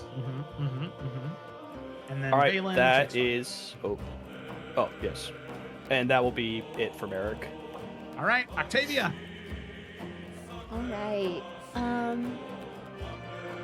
I'm trying to see when this guy goes. Oh, Tiffany's thumping at me. That scared me. Uh-oh. All right. Let's see. I think I might want to just get this near-death guy so that he doesn't bother Xanthi, because he's sooner than the guy that... Oh, wait. No. I'm delusional. I'm gonna go for this badly injured one that was right next to Merrick. So yeah. Another firebolt. Nothing fancy, just apparently highly lethal. So, 13. Will die. Okay. 13. He does currently have 3/4 cover from you. So he does If get... he does, I'll move up. Well, I should have asked that. okay. I'll move up to the top of here. I'm sorry. I Yeah, actually should have asked You that. probably have to move right there to get fully clear cover on him. Could I do that? Is that... Yeah, I think so. Yeah. 20. Oh, yeah. Okay. That was it. Yeah. Okay, That's so 13 does hit. Roll your damage. Right? Oh my god. 9. Yeah, he's dead.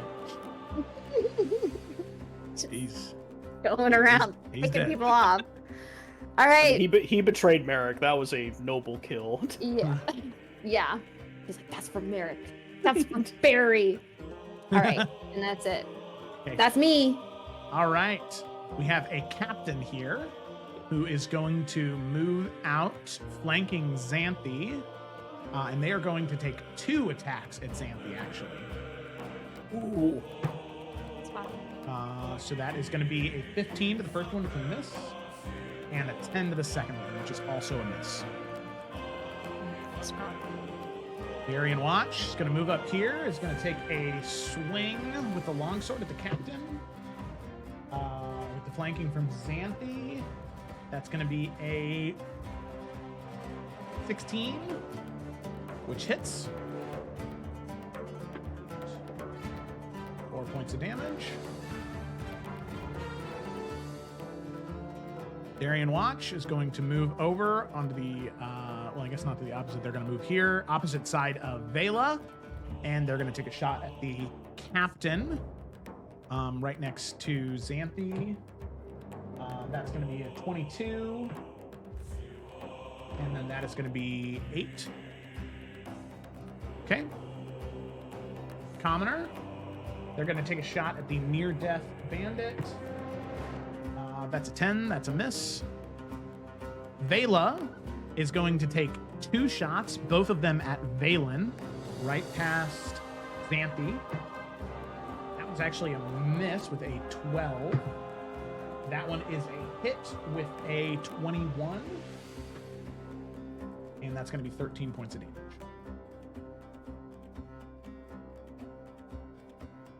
Yeah. Okay. All right, Commoner. Take a shot at the near-death one. That is going to be a hit. And that's 7 points of damage. Good job, Commoner. That guy is... Wait, oh shit, it deleted the rock, Commoner. dude. What the hell? Okay. It's like breaking. Yeah,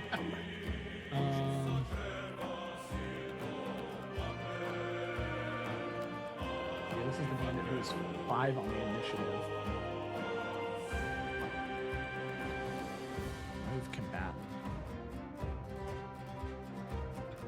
Okay. You're just gonna have to take my word that this guy is dead. Foundry's broken. Okay, he's dead. All right, sounds good. And then okay, Darien Watch, and we come to Valen.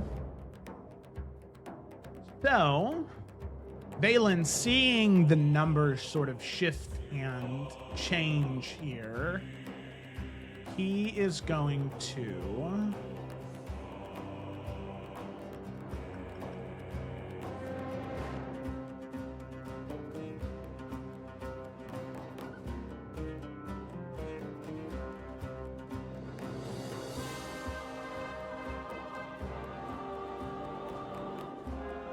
He's going to use his bonus action, gesturing his hand, the clawed hand up to Xanthi, and he's going to slash like upward. And Xanthi, you feel the ground underneath you crack slightly as these vents of gas hit upwards as you can feel your skin kind of begin to crawl as that fog begins to swirl around your arms and around your torso, as he is going to hit you with his Hex Blade's Curse. Which it's actually not letting me select Xanthi's token at all either. I'm gonna refresh real quick to see if that fixes the Weird. issue. Yeah. We're gonna see if hopefully that helps. So now he crits on a 19 or a 20 for you, Xanthi. +2 to damage. As well as if you die, he regains hit points equal to your his level plus charisma modifier. Yeah. That's still. If I move off and on the page, no, that doesn't work either. Okay, well, Xanthi, you have the Hexblade's Curse right now. That was his bonus action.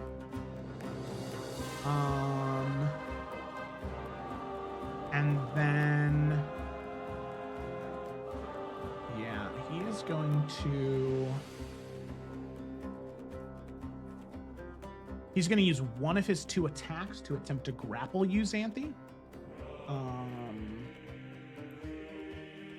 Which I need to look up real quick. To grapple a foe in 1d, you face with an unarmed strike.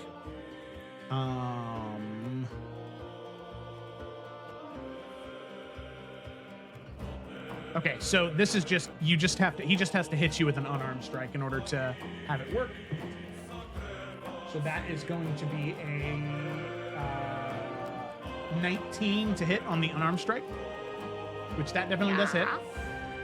So he is going to grapple you and sort of pull you in, and he's going to bring the rapier right up to Xanthi's throat. Looking out towards everybody else here. And he is going to say, All right, I think that we should take it slow. Why don't we have a conversation first, huh? Because if not, I think the Iron Heir is going to be spilling a bit of crimson in Selwyn Keep. What do we think about that? and he's going to look out for a moment to see if everybody pauses, because if not, he's going to take an attack against Sandy.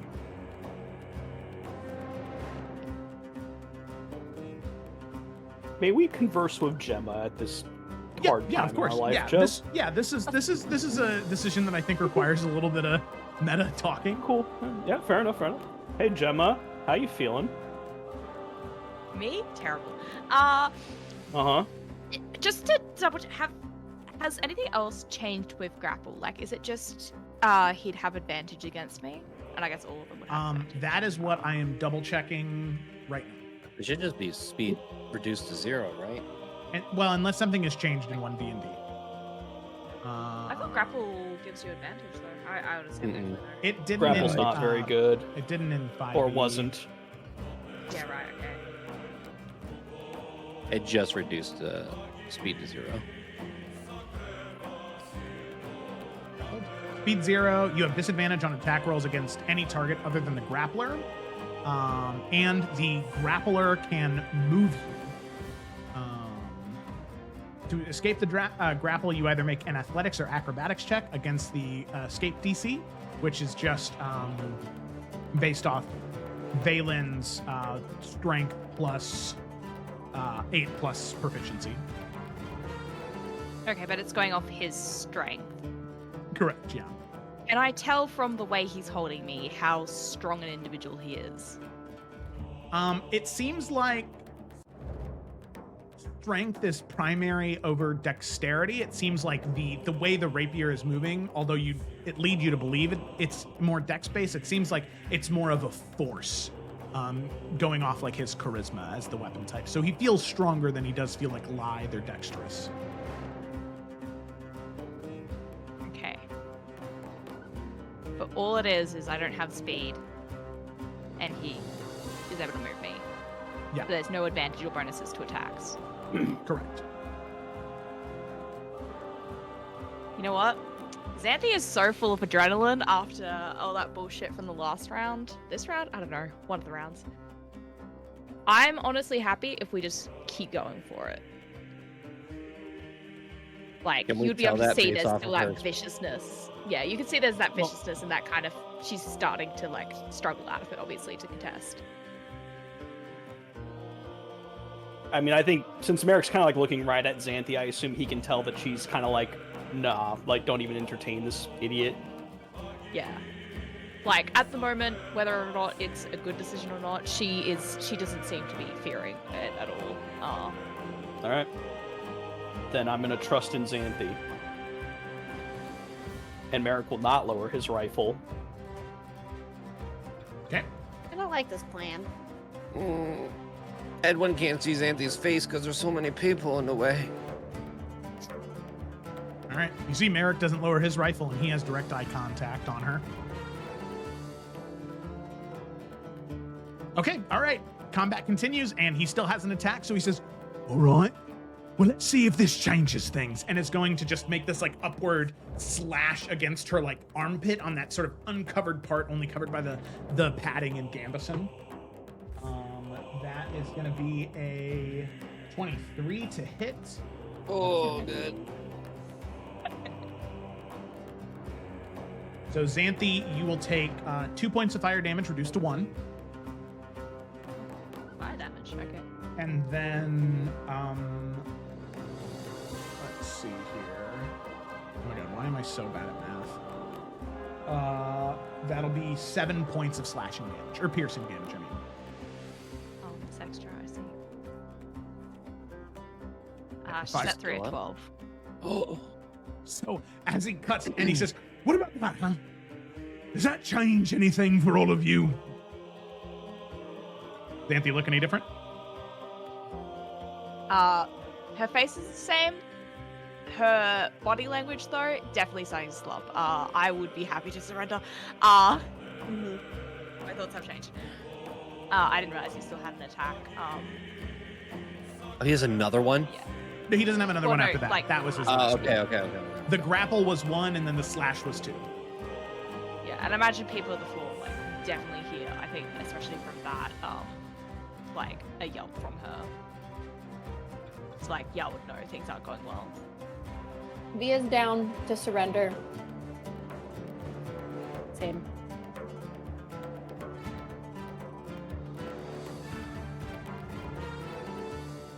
Okay. On. Yeah, I mean, Edwin. I don't want to talk out of turn, but yeah, Edwin is. Well, he's going to go along with what is going to save Xanthi's life. Are we in a point where we're trying to talk right now, or are we still going in combat? No, I would say if all of you are willing to like put down your weapons and pause, then we'll go out of. Does Merrick put his rifle down? Because that's basically all Edwin can see right now. I mean, it's definitely very much like, you know, it's not pointed right at the guy. It's lowered enough that he's not in immediate danger, but Merrick's not completely, like, putting it on the ground, surrendering. Like, he's still going to be able to defend himself should the worst happen. Or shoot this guy, should he try anything. Okay, yeah, I mean, Edwin throws his hands up and says, okay, you have our attention. All right. Be good. Well, so who do we have here, huh? I recognize this one. Help with the watch in the city. Very good stuff you've done in relation to the Reaches and the Undercity. Or you were a part of it, at least. Now, who else do we have? Sorry, I don't exactly keep stock with nobility, but some of you are definitely cut above the rest, ain't you? Name your terms. We're not here to learn about one another. Well, here's the thing. I about can guarantee it, all of you did not show up to this Ant Keep out of nowhere just because you wanted to kill some bandits. Especially because we only got here not but a month ago, maybe. I doubt. It's no problems for the people of Rosemont. And the Adarian Watch has bigger problems than us here. I take it you're here for something within the keep. Our business is our own. Look at that. Blade to your throat, you still want to talk. Yeah. That's admirable, I say. But listen, I know. I can just feel it. There's something in this keep you want. And here's the thing. I don't want to stay here. I'd like to leave. And I think I can give you something that would be very valuable to the crown, should they wish to dole out some justice in the Undercity. How about this? I'll give you valuable intel on the operations of the Greycoats. You can take us out of here. And, we'd like a charter. Don't need our own ship, we just want to go somewhere else. What's that, Arkenvale? There's a port city nearby there.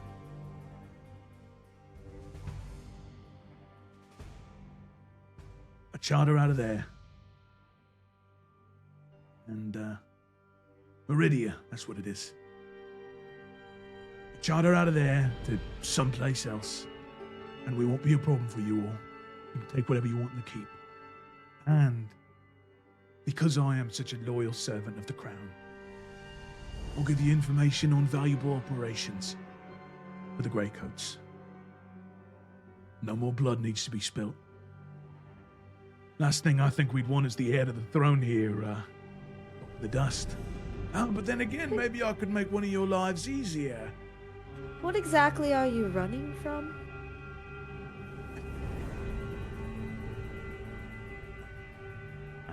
Let's just say I had some disagreements with my bosses. I believe that my should have been a bit bigger than what it was. And well, we all have lines, right?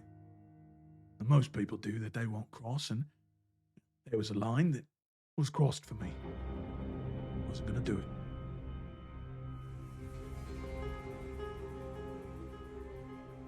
So that's it. All you want is charter out for you and your companions. And you want to leave the keep.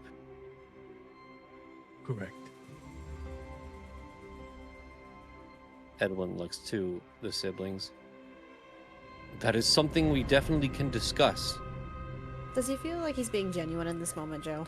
Anybody who would like to analyze his thoughts, or not his thoughts, no, no Lila's Yes. here. Anybody who would like to analyze his truthfulness, feel free to make an insight check.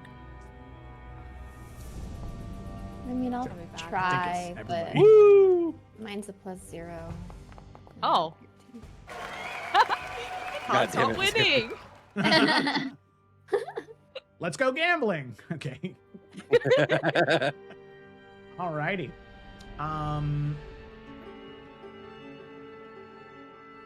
Edwin, Merrick, and Via, he's just so slimy.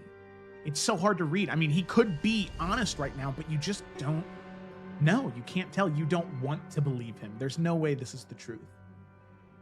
Kalen and Xanthi, though, the two of you can tell Kalen from the way he's holding himself, from the way he's holding the blade up against Xanthi's throat. Like, there's the intention of killing her, but not the desire to. That's what you recognize immediately. He doesn't want to kill Xanthi because, you know, he probably knows what type of hellfire that would bring down on him. Xanthi, you can feel it in the way that he talks, as he's like pressed up against, like you're pressed up against his chest right now. You can feel the steady breathing. He's speaking truthfully. He's speaking honestly. He just wants to leave. He wants to get out. He doesn't want the Greycoats to be able to get him. And that's all.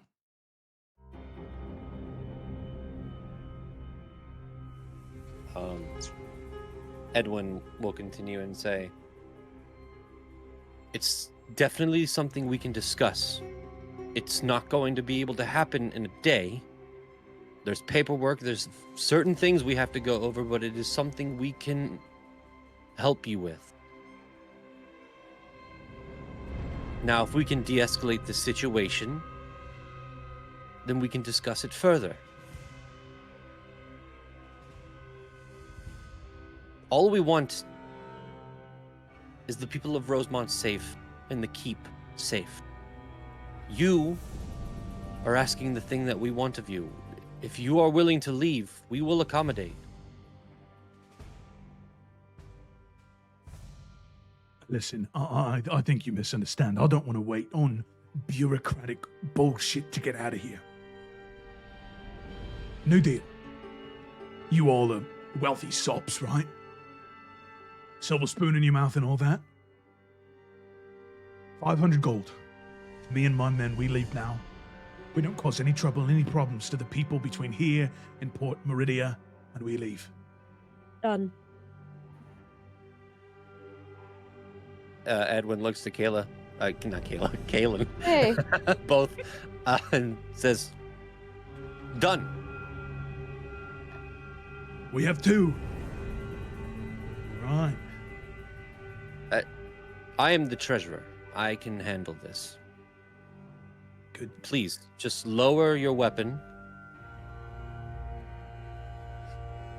You think this is my first hostage negotiation? No. What's going to happen is you're going to put the gold right by the gate, and all of you are going to move out of the way. We're going to walk out of here with the princess here, and we're going to tie her up to a tree 15 feet away. No, that's not how this works. We'll put the gold down, and at the same time that we go to put the gold down, you will let go. And we will both walk away. I'm sorry, you want me to believe that I just almost gutted one of the princesses like a pig, and you're just You going don't to let us want walk to do away? that. No, because I know you don't want to kill her. What's 500 gold pieces to us? Truthfully. And you haven't done it yet. And on the name of the king, we will not attack you. Our word is our bond. We will place the gold down. You can bring Xanthi and grab the gold and leave. We cannot allow you to leave the keep with her.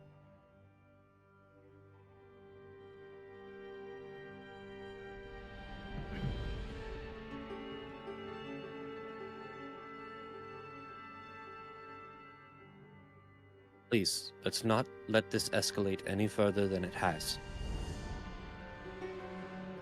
Kaylin, you initiated, so go ahead and make a persuasion check with advantage. Can I guidance myself? Is it like a Baldur's Gate?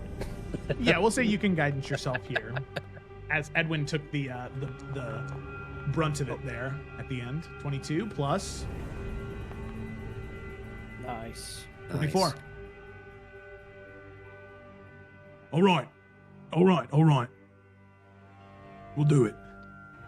But I want all of you on the rampart over there.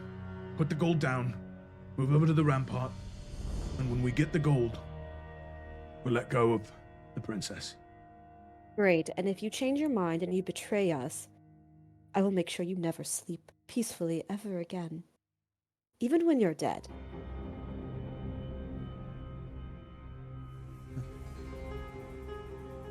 Great, let's back up. Sure you want to spend time around them, huh? You come with us. You got the fire for it. And they just snarls. Hey. Why don't you relax? Talking to the nice lady over there. So you don't want to come with us? Promise you'd have a lot more fun with us than with them. Are you done? No, yes. Kalen's backing up. And she'll give Edwin a look to put some gold down, and then she'll back up. Yeah, Edwin has to stay up front because he has the gold. What's a rampart? Yeah, it's the Okay. the stone up there. I'm the same, Kayla. I'm like, Sorry. Via's just like Uh, this one. Olivia's like, okay. Oh, okay.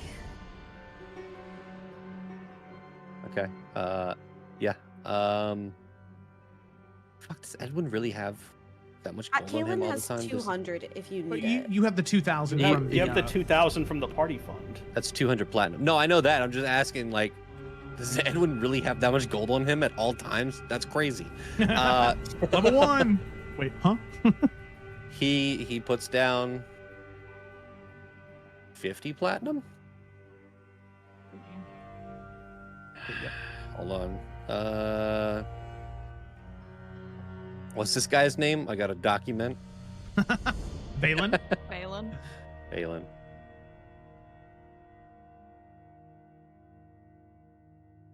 There we go.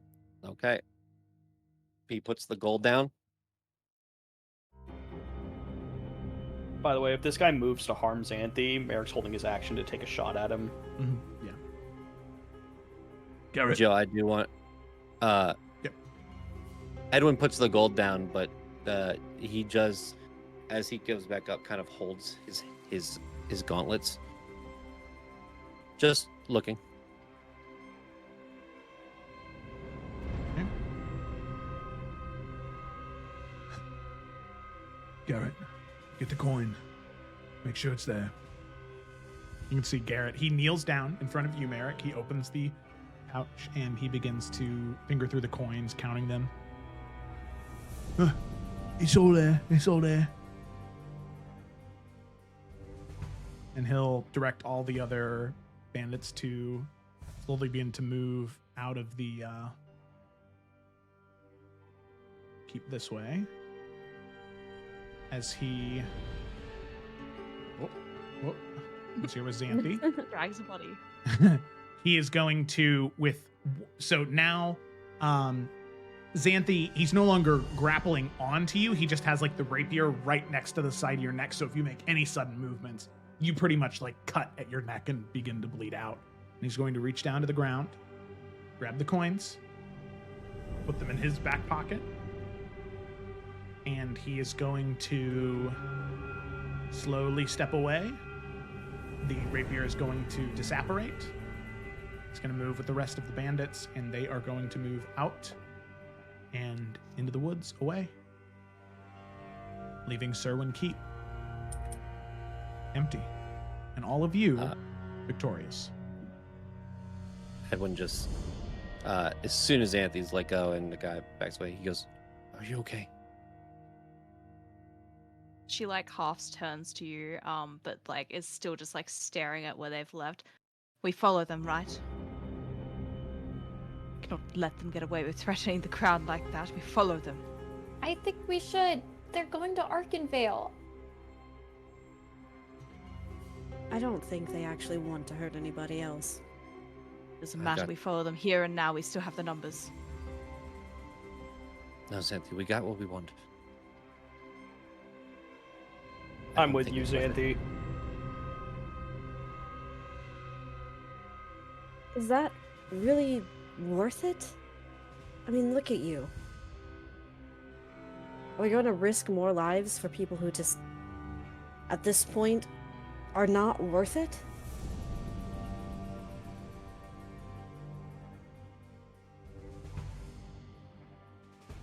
I'm not going to risk another hostage situation. I'm going to look what we came here for. Enough blood has been spilled today. Chasing them would only put us all back in danger.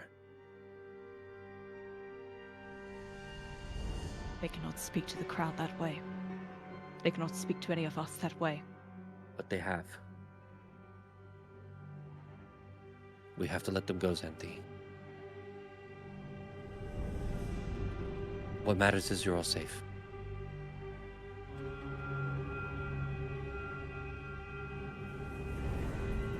Yeah, I mean, she's still just keeping gaze where they've left.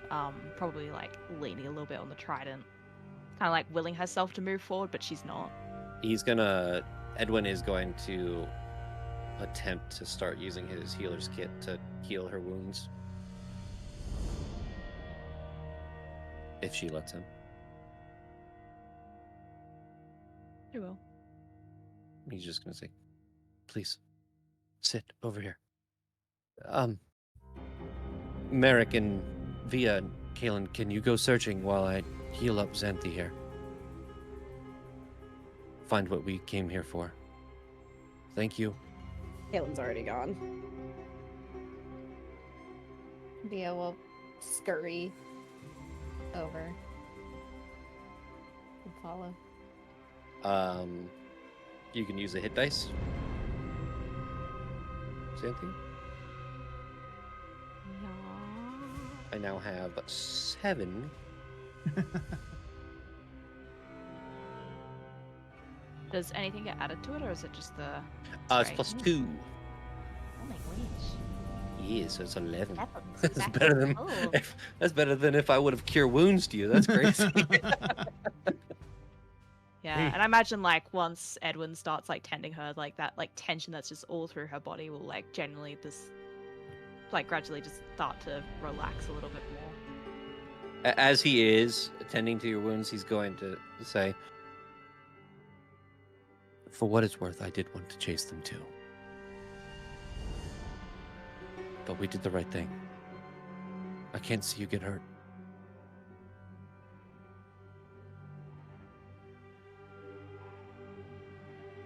Wrapping the bandages.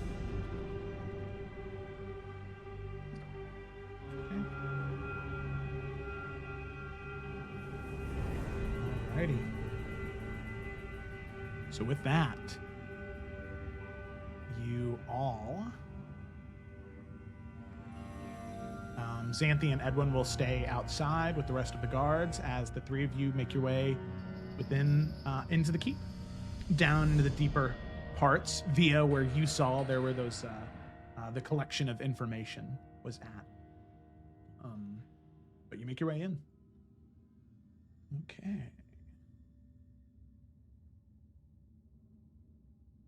So.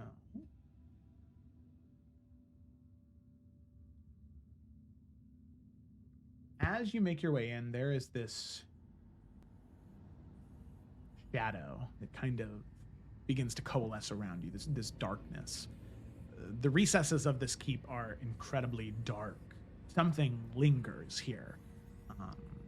It's like whispers that you can just barely hear. But you sort of push it off to the side for now, as that's not why you're here. You're looking for something specific.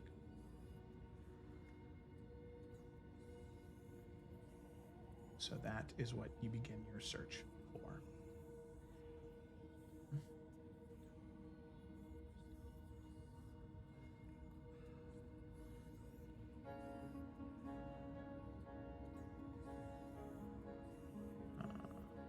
Sorry, there we go. That's what you begin your search for. Descending down into the basement of the keep, you can see this is an area where prisoners were stored. There are some nicer areas for bedrooms, barracks full of rusted equipment and weapons. But you make your way to that sort of main room where, via, you had seen the information, the chest, in sort of a central area. None of the bandits are down here. They all came out with Valen at the sound of the disturbance. Now, what you see is a larger chest tucked off into the corner of the room. There is a collection of scrolls and books off to the side. And there is a sort of strange terrain off in the corner of the room. It seems like the floor is kind of collapsing on itself a bit. So, what do you guys want to do? Can Kaylin use the key on the chest? Yeah, as you take out the chest, it clicks and opens. You It's a said it was- mimic. Also, real quick, you said it was really dark in here, right? There are torches that are lit all along the walls, but it is incredibly dark otherwise. Like every time a torch ends, the shadows are extra saturated. Okay, I'll cast light. Okay. So Merrick taps Via's shoulder real quick and then holds out her familiar to her. oh, takes fiddle. Thank you. He was very brave. Yeah. But what's in the chest? Okay. So as you click and open the chest, you find 4 things. There's a small amount of stolen wealth within the chest.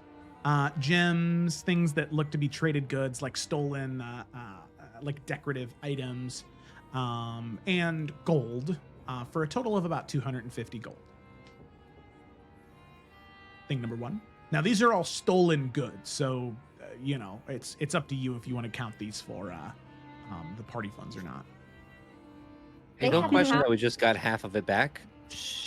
Well, but here's the thing. Like, they got straight platinum, which they can spend. You can't spend stolen goods to get, like, an escape from a city. Edwin laundered So their it was money. better for them. It was better for them to just get the money. Okay. Because I was like, wait a second. Yeah, they would have had to find, like, a whole fence. Who could even move that amount? It would have been a whole thing. All right. Kaylin, you're looking inside the chest, right? Yup. There's also a dagger inside a sheath, and as you pull the dagger out, it seems to be made of bone of some kind, but there are these sort of veins of deep ruby red within it. Not gem, but they almost look to be like glowing, a very, very dull red. It seems to be magical, however, you're not sure exactly what it is. You find a pair of bracers within the chest as well that seem to have some element of arcane magic inscribed on the inside of them. Not sure what they do, just magical bracers. And you find 5 potions. 3 greater healing potions, 1 potion of invisibility, and 1 potion of fire breath.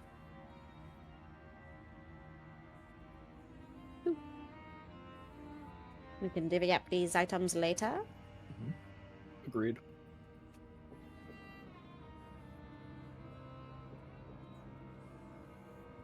Sorry, just real quick. It was 3 greater healing, 1 invis, 1 fire breathing. Yep. Yep. Yeah, cool. Yeah, I mean, just for now, like, with the intention of divvying it up later, Kaelin's just gonna pack it away. Do I need to be putting this in our item tracker or no? I don't know. I think we need to talk about what we're gonna do with that stuff first.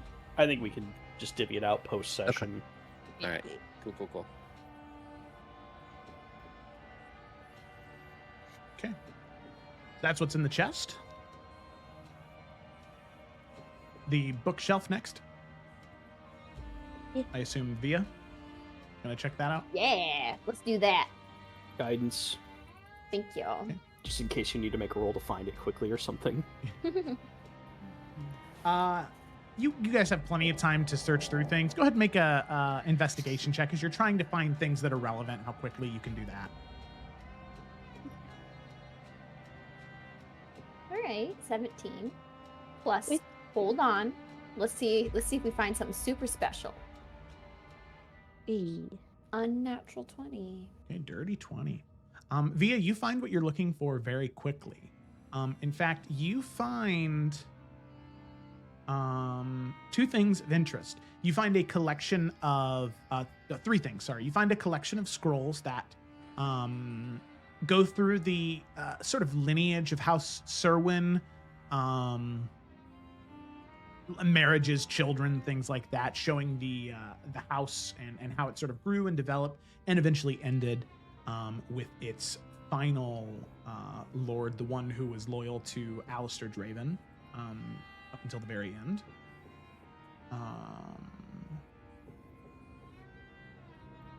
And the second thing you find seems to be some type of private journal dedicated to the last lord of Serwyn Keep, a Galdrin Serwyn. And I'll put that in the chat. this.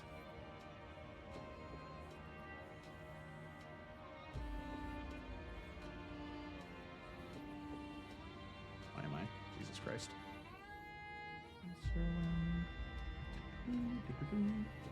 Chat. That was the last Lord of House Sorwin.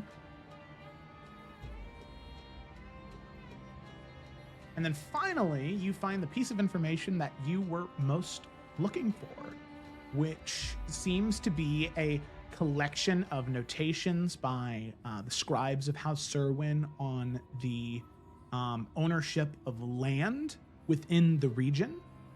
And should the fall of House Serwyn ever happened, who those lands should be entrusted to, as House Serwyn was been the overseer of those lands. So which one of the three things do you want to sort of dive into first? I will say the collection. The what? The collection. Oh, of the, by the scribes for the ownership. So after reading through the notations and notes, it takes you about an hour to go through all of the reading. When you find what you're looking for, where the scribes of House Serwyn, and according to Lord Galdrin, should House Serwyn ever fall, the lands of Serwyn Keep, as well as Rosemont, and a few other villages in close proximity along this sort of border between House Astralore and House Thornfield, those lands are to be transferred in ownership to House Draven or whichever ruling house is present currently. So these lands go to neither Astralore nor Thornfield. Technically, by what the Lord sort of left them to, it would technically go to House Falkrest. All right, cool. We get to go to each one of them and say, well, it's not your land. And then leave. So sorry. Press the suck. Anyways. Suck the suck.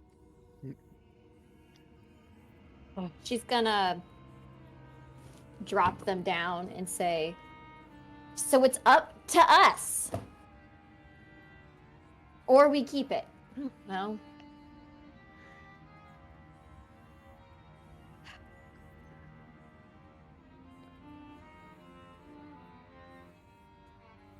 I guess let me also read through the private journal and follow the lineage maybe of House Serwyn and see if there's any other information I can gather on maybe which of these houses maybe had a closer tie to House Serwyn, and then we can go from there with conversations with each of the houses.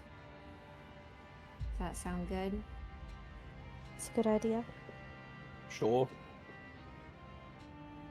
This is gonna be so much longer than I thought it was gonna be. All right. Via, you begin to read through the journal. Or do you want to do journal or do you want to do lineage first? Well, I didn't know, because that took me an hour to go through the collection of notations. Do we want to stay here for another, 3 hours, or should I just take these books with me while we... I think we can take them back to town. We also don't have time to stay here. There's good reason to believe they're not coming back, so... Yeah, I mean, I just didn't know what we wanted to do as a group, so I'm happy to sit here and read through everything. Vela would like to secure the location a little bit more to see if there's any other valuable information or items that could hopefully be, lent to learn about.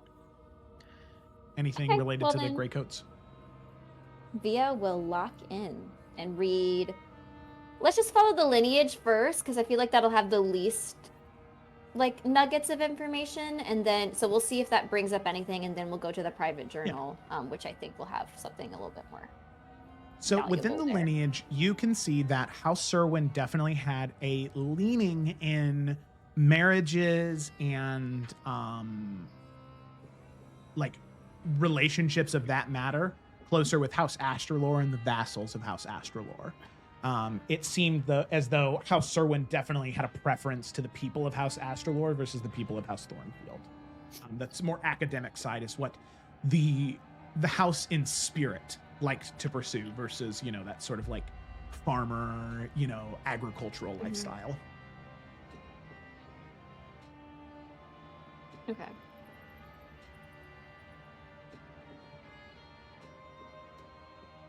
All right, so that's basically what she's able to gather there. So she'll kind of just like, after she's done going through that to Merrick and Kaylin, she'll say, well, Serwyn seemed to really love Astralore, like literally, like they were married a lot. So, I don't know, maybe that's why Astralore is so clingy, because they have a lot of family interwoven, almost like their children deserve this place. What does the journal say? Let's find out. She will go through the journal. Okay, so going through the journal, the vast majority of the beginning of it is rather boring, as it goes through the majority of the reign of Alistair Draven. When at a time, it was a peaceful reign. It talks about how frequently, the marriages happened with House Astralore, but how frequently they worked with House Thornfield to, by trade, by crops, sending over farmers whenever, issues would happen via plagues or droughts or infertile fields. House Thornfield would always be the ones that they would call in that situation. So House Thornfield worked a lot more in this area to preserve it than, say, House Astralore, who really just enjoyed the comforts of the place considering the relational proximity. However, the last 3 journal entries are intriguing to you, Via, because they take place after the Night of Crimson Tears, which is something that all children of House Falkrest know, because it's the reason why there are so few of you. The night that your grandparents, your uncles, your great aunts, all of them were assassinated, except for your grandmother, your father, and your late uncle. So those 3 entries read thusly in Lord Galdrin Serwyn's hand. The first one is in 1921, the same year as the Night of Crimson Tears. And it says, the workers arrived today, not of our own, but of House Thornfield and foreigners from Maldaris, escorted under the king's personal orders, miners, architects, builders, men whose talents belong in quarries and citadels, not within the halls of this keep. They bring with them peculiar supplies, crates marked with symbols I do not recognize, and they whisper in tongues that are foreign even to me. I do not question my king's will. How could I, after what is endured? The Greycoats took his daughter from him. Their betrayal a stain upon Adaria. They will pay for their mistakes, I have no doubt, especially if all goes as intended. And yet I cannot shake the feeling this is no simple retribution. The next one is in 1924. So this is well into the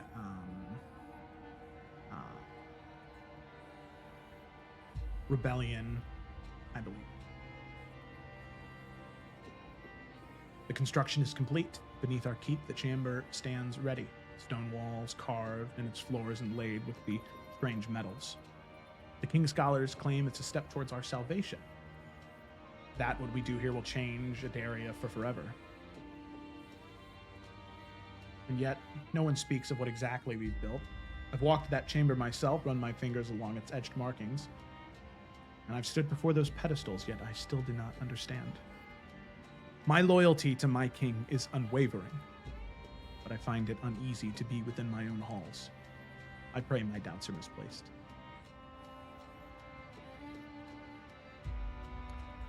Okay, sorry, I was wrong on the dates. That was my bad. 1921 is when his daughter was assassinated, and 1930 was the 1021, right? 1021. Yeah, sorry, that's my bad. Yeah. 1021, yeah. So who's king at this time? Alistair Draven, the king. Okay, that'll help in me Crimson. understand a little bit better than the numbers. Okay. And then 1930, this is right after the Night of Crimson Tears. Got it. 1030. 1030, yeah. Get the line out sorry, there. We're about to sorry, have sorry. cars soon, man, my dude. 1030. madness. My king has lost himself. Tonight, House Falkrest was meant to bend the knee. Instead, Draven ordered their deaths, every man, woman, and child, all of them slaughtered in their beds.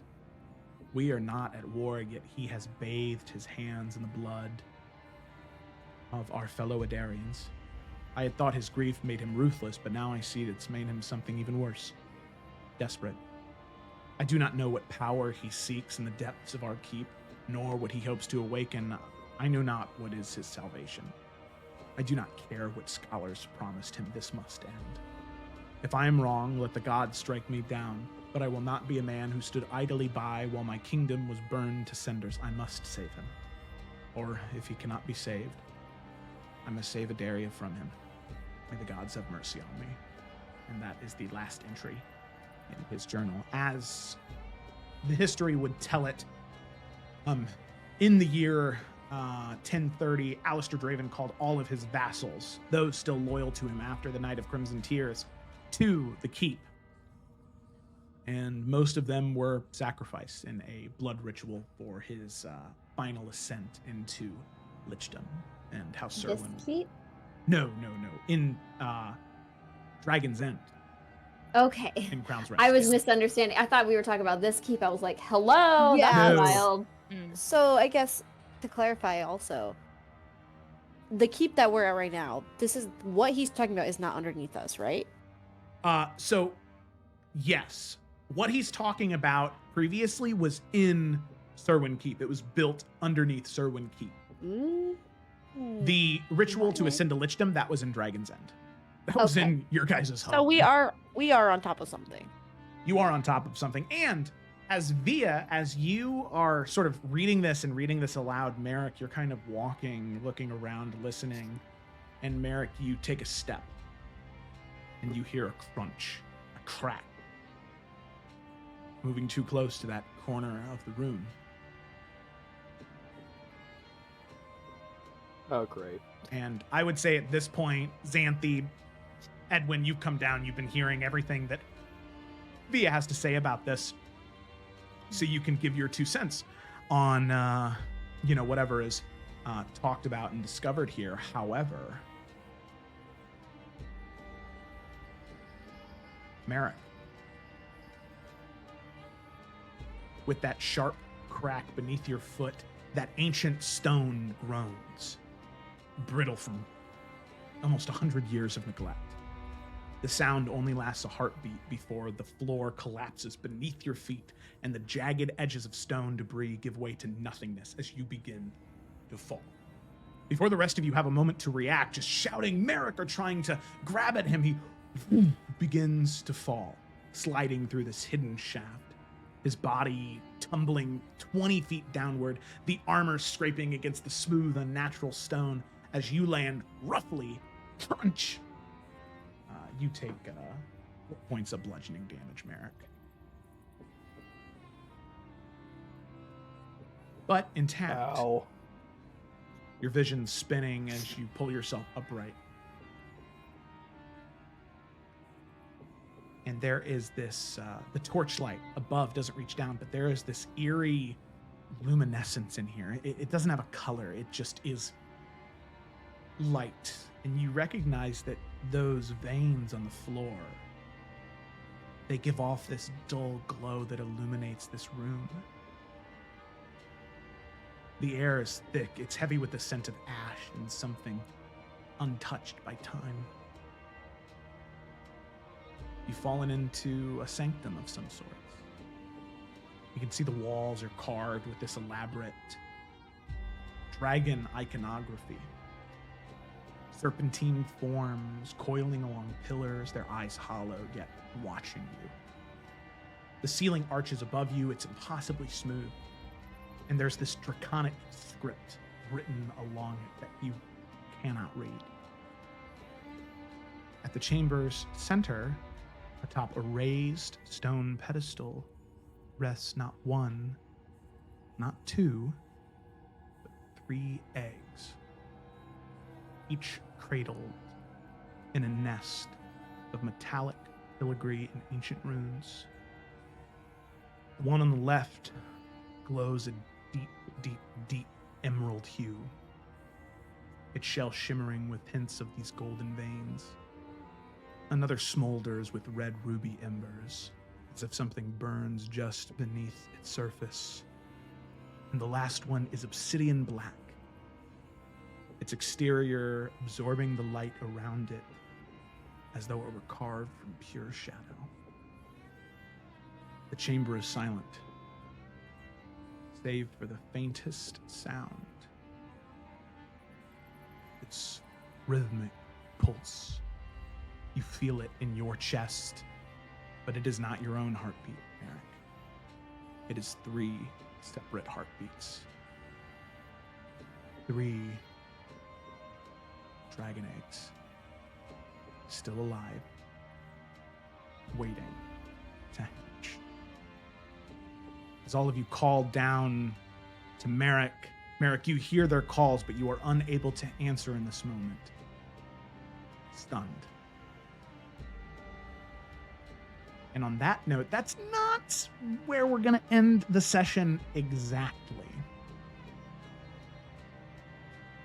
Because we have some unfinished business elsewhere in the world. 3 cutscenes? Bruh. Mm-hmm. Right. We really got a bigger budget this season. Just Yeah, honestly. We 3 need one cutscenes, 3 cutscene dragon for eggs. each, for like the number of session is, you know? So next one we have 4 cutscenes. And then it's just all cutscenes at some point, you know? Mm. So we cut back to darkness, shadow. The first thing Rainier registers is the distant sound of water, dripping rhythmically from somewhere beyond the dark. His muscles ache. His chest burns with every breath. And when he tries to move, his body protests violently. His ribs are bruised, maybe even worse. He doesn't know how much time has passed. His hand tightens around his warhammers, his fingers slick blood. The watchmen are gone. He saw them die one by one, torn apart by something, dragged into the darkness. Their screams cut off as something wrong moved within the shadows of this fortress. He fought, by gods, he fought as hard as he could. But when the walls began to shift, when the ground beneath his feet crumpled, forced him into a retreat. Now, here within the keep,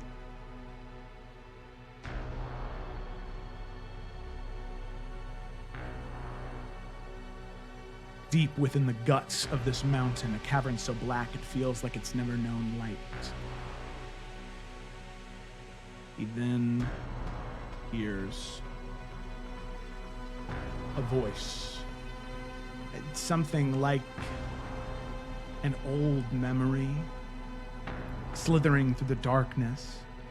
Something that's been waiting, at least in feeling.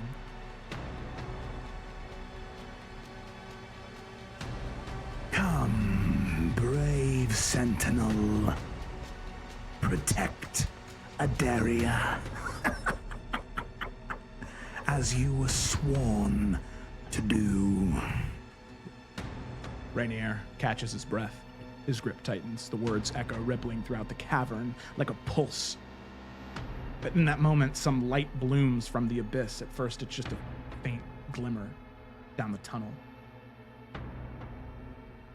Something burning, arcane symbols weaving through the air. An incantation murmurs from beyond, the syllables twisting in a tongue that he does not understand. But Rainier forces himself to his feet. Warhammer raised, his heartbeat thunders, his body screams in protest, but he does not falter. His eyes lock onto that growing light, onto that thing that is in front of him. And he charges into that unknown as the world fades to black. And on that note, that is where we're going to go ahead and end tonight's session. Thanks for watching, everybody. I don't like I don't know you. how to kill him, Joe. Thank you so much. Session 3, everybody. Session 3. Session 3. Session 3. Of the Crimson So this Court campaign's campaign. wrapping up at 5? Is that what? Yeah, I'm like, man, we keep doing the thing, right? I love you too, Mr. Sweaty Pickle. It seems like. Did you do say we level level up? Yeah, do we level up? Give No. the people what they want, Joe. Fuck. No, not I would yet. level up if I, helped clean out a keep. I would. I've never done that before. Via has to at Yeah. least level up. She killed Yeah. like 17 My people. kill count was insane. Bravo. I XP gotta be alone level. I gotta gets We be need her- a kill on. count for VR. Yeah. I think the chat said that Via had 4 or 5 kills. Jesus She's got to be Christ. above that. Sure. More than the average In this session, 19-year-old. in this Just in session. this combat. Oh, the session? Okay. Yeah. Grounds for a level Session, up. I think it was Alright. like 4 or 5. Hey, listen, Oh you my know, God. Anyway. I think that in most campaigns it would make sense for you guys to level up. Not in this one though. It is This whole close. campaign, we're level 1. It's close, all right. Right. You'll level up to level 2 soon, okay? What is Sooner than you know. Disintegrated. But I'm needy. I want my subclass. Can we be level 3? Yeah, I wanna honestly, level let's up just twice. jump. Let's just go to 5. I want 3rd level spells, motherfucker. No, I no, want no, two no, more no. Yeah, spells. Make it I fun. love that suggestion, Joe. I'm down. Well, thank you all so much for watching. I hope that you enjoyed. Let me get some here. Wait, let me pick up the vibes a bit. Themes. Yeah, we gotta shout out all of our new followers Yeah, and thank you subscribers. guys. And Toy Town. That's what this track is called. Thank you all so much for watching. This feels very Toy Story. I like it. Thank you to all of the new followers. We very much appreciate it. All of the gifters, the subscribers, the everything. Thank you so much. It means so much to all of us. The raiders, especially, for showing up to support. That's amazing. That's awesome. Thank you so much. I just am super. This music is too funky. it's fucking my mental up. It doesn't have BPM. Moonlit Tricksters. This is fine. This is also weird. I'm gonna stop the music. Thanks for watching, everybody. Hope you enjoyed. I know I did. I know that my players enjoyed some of it, and I think are a little mad at me, but that's okay. Sometimes that's just how it goes as a DM. Thanks for watching, everybody. We will see you next week for the continuation of the Crimson Court campaign. So be sure to tune in for that. We're only going up from here. Crazy that this is session 3. I'm excited. All right. Wild. Thanks for watching, and we will see you next time.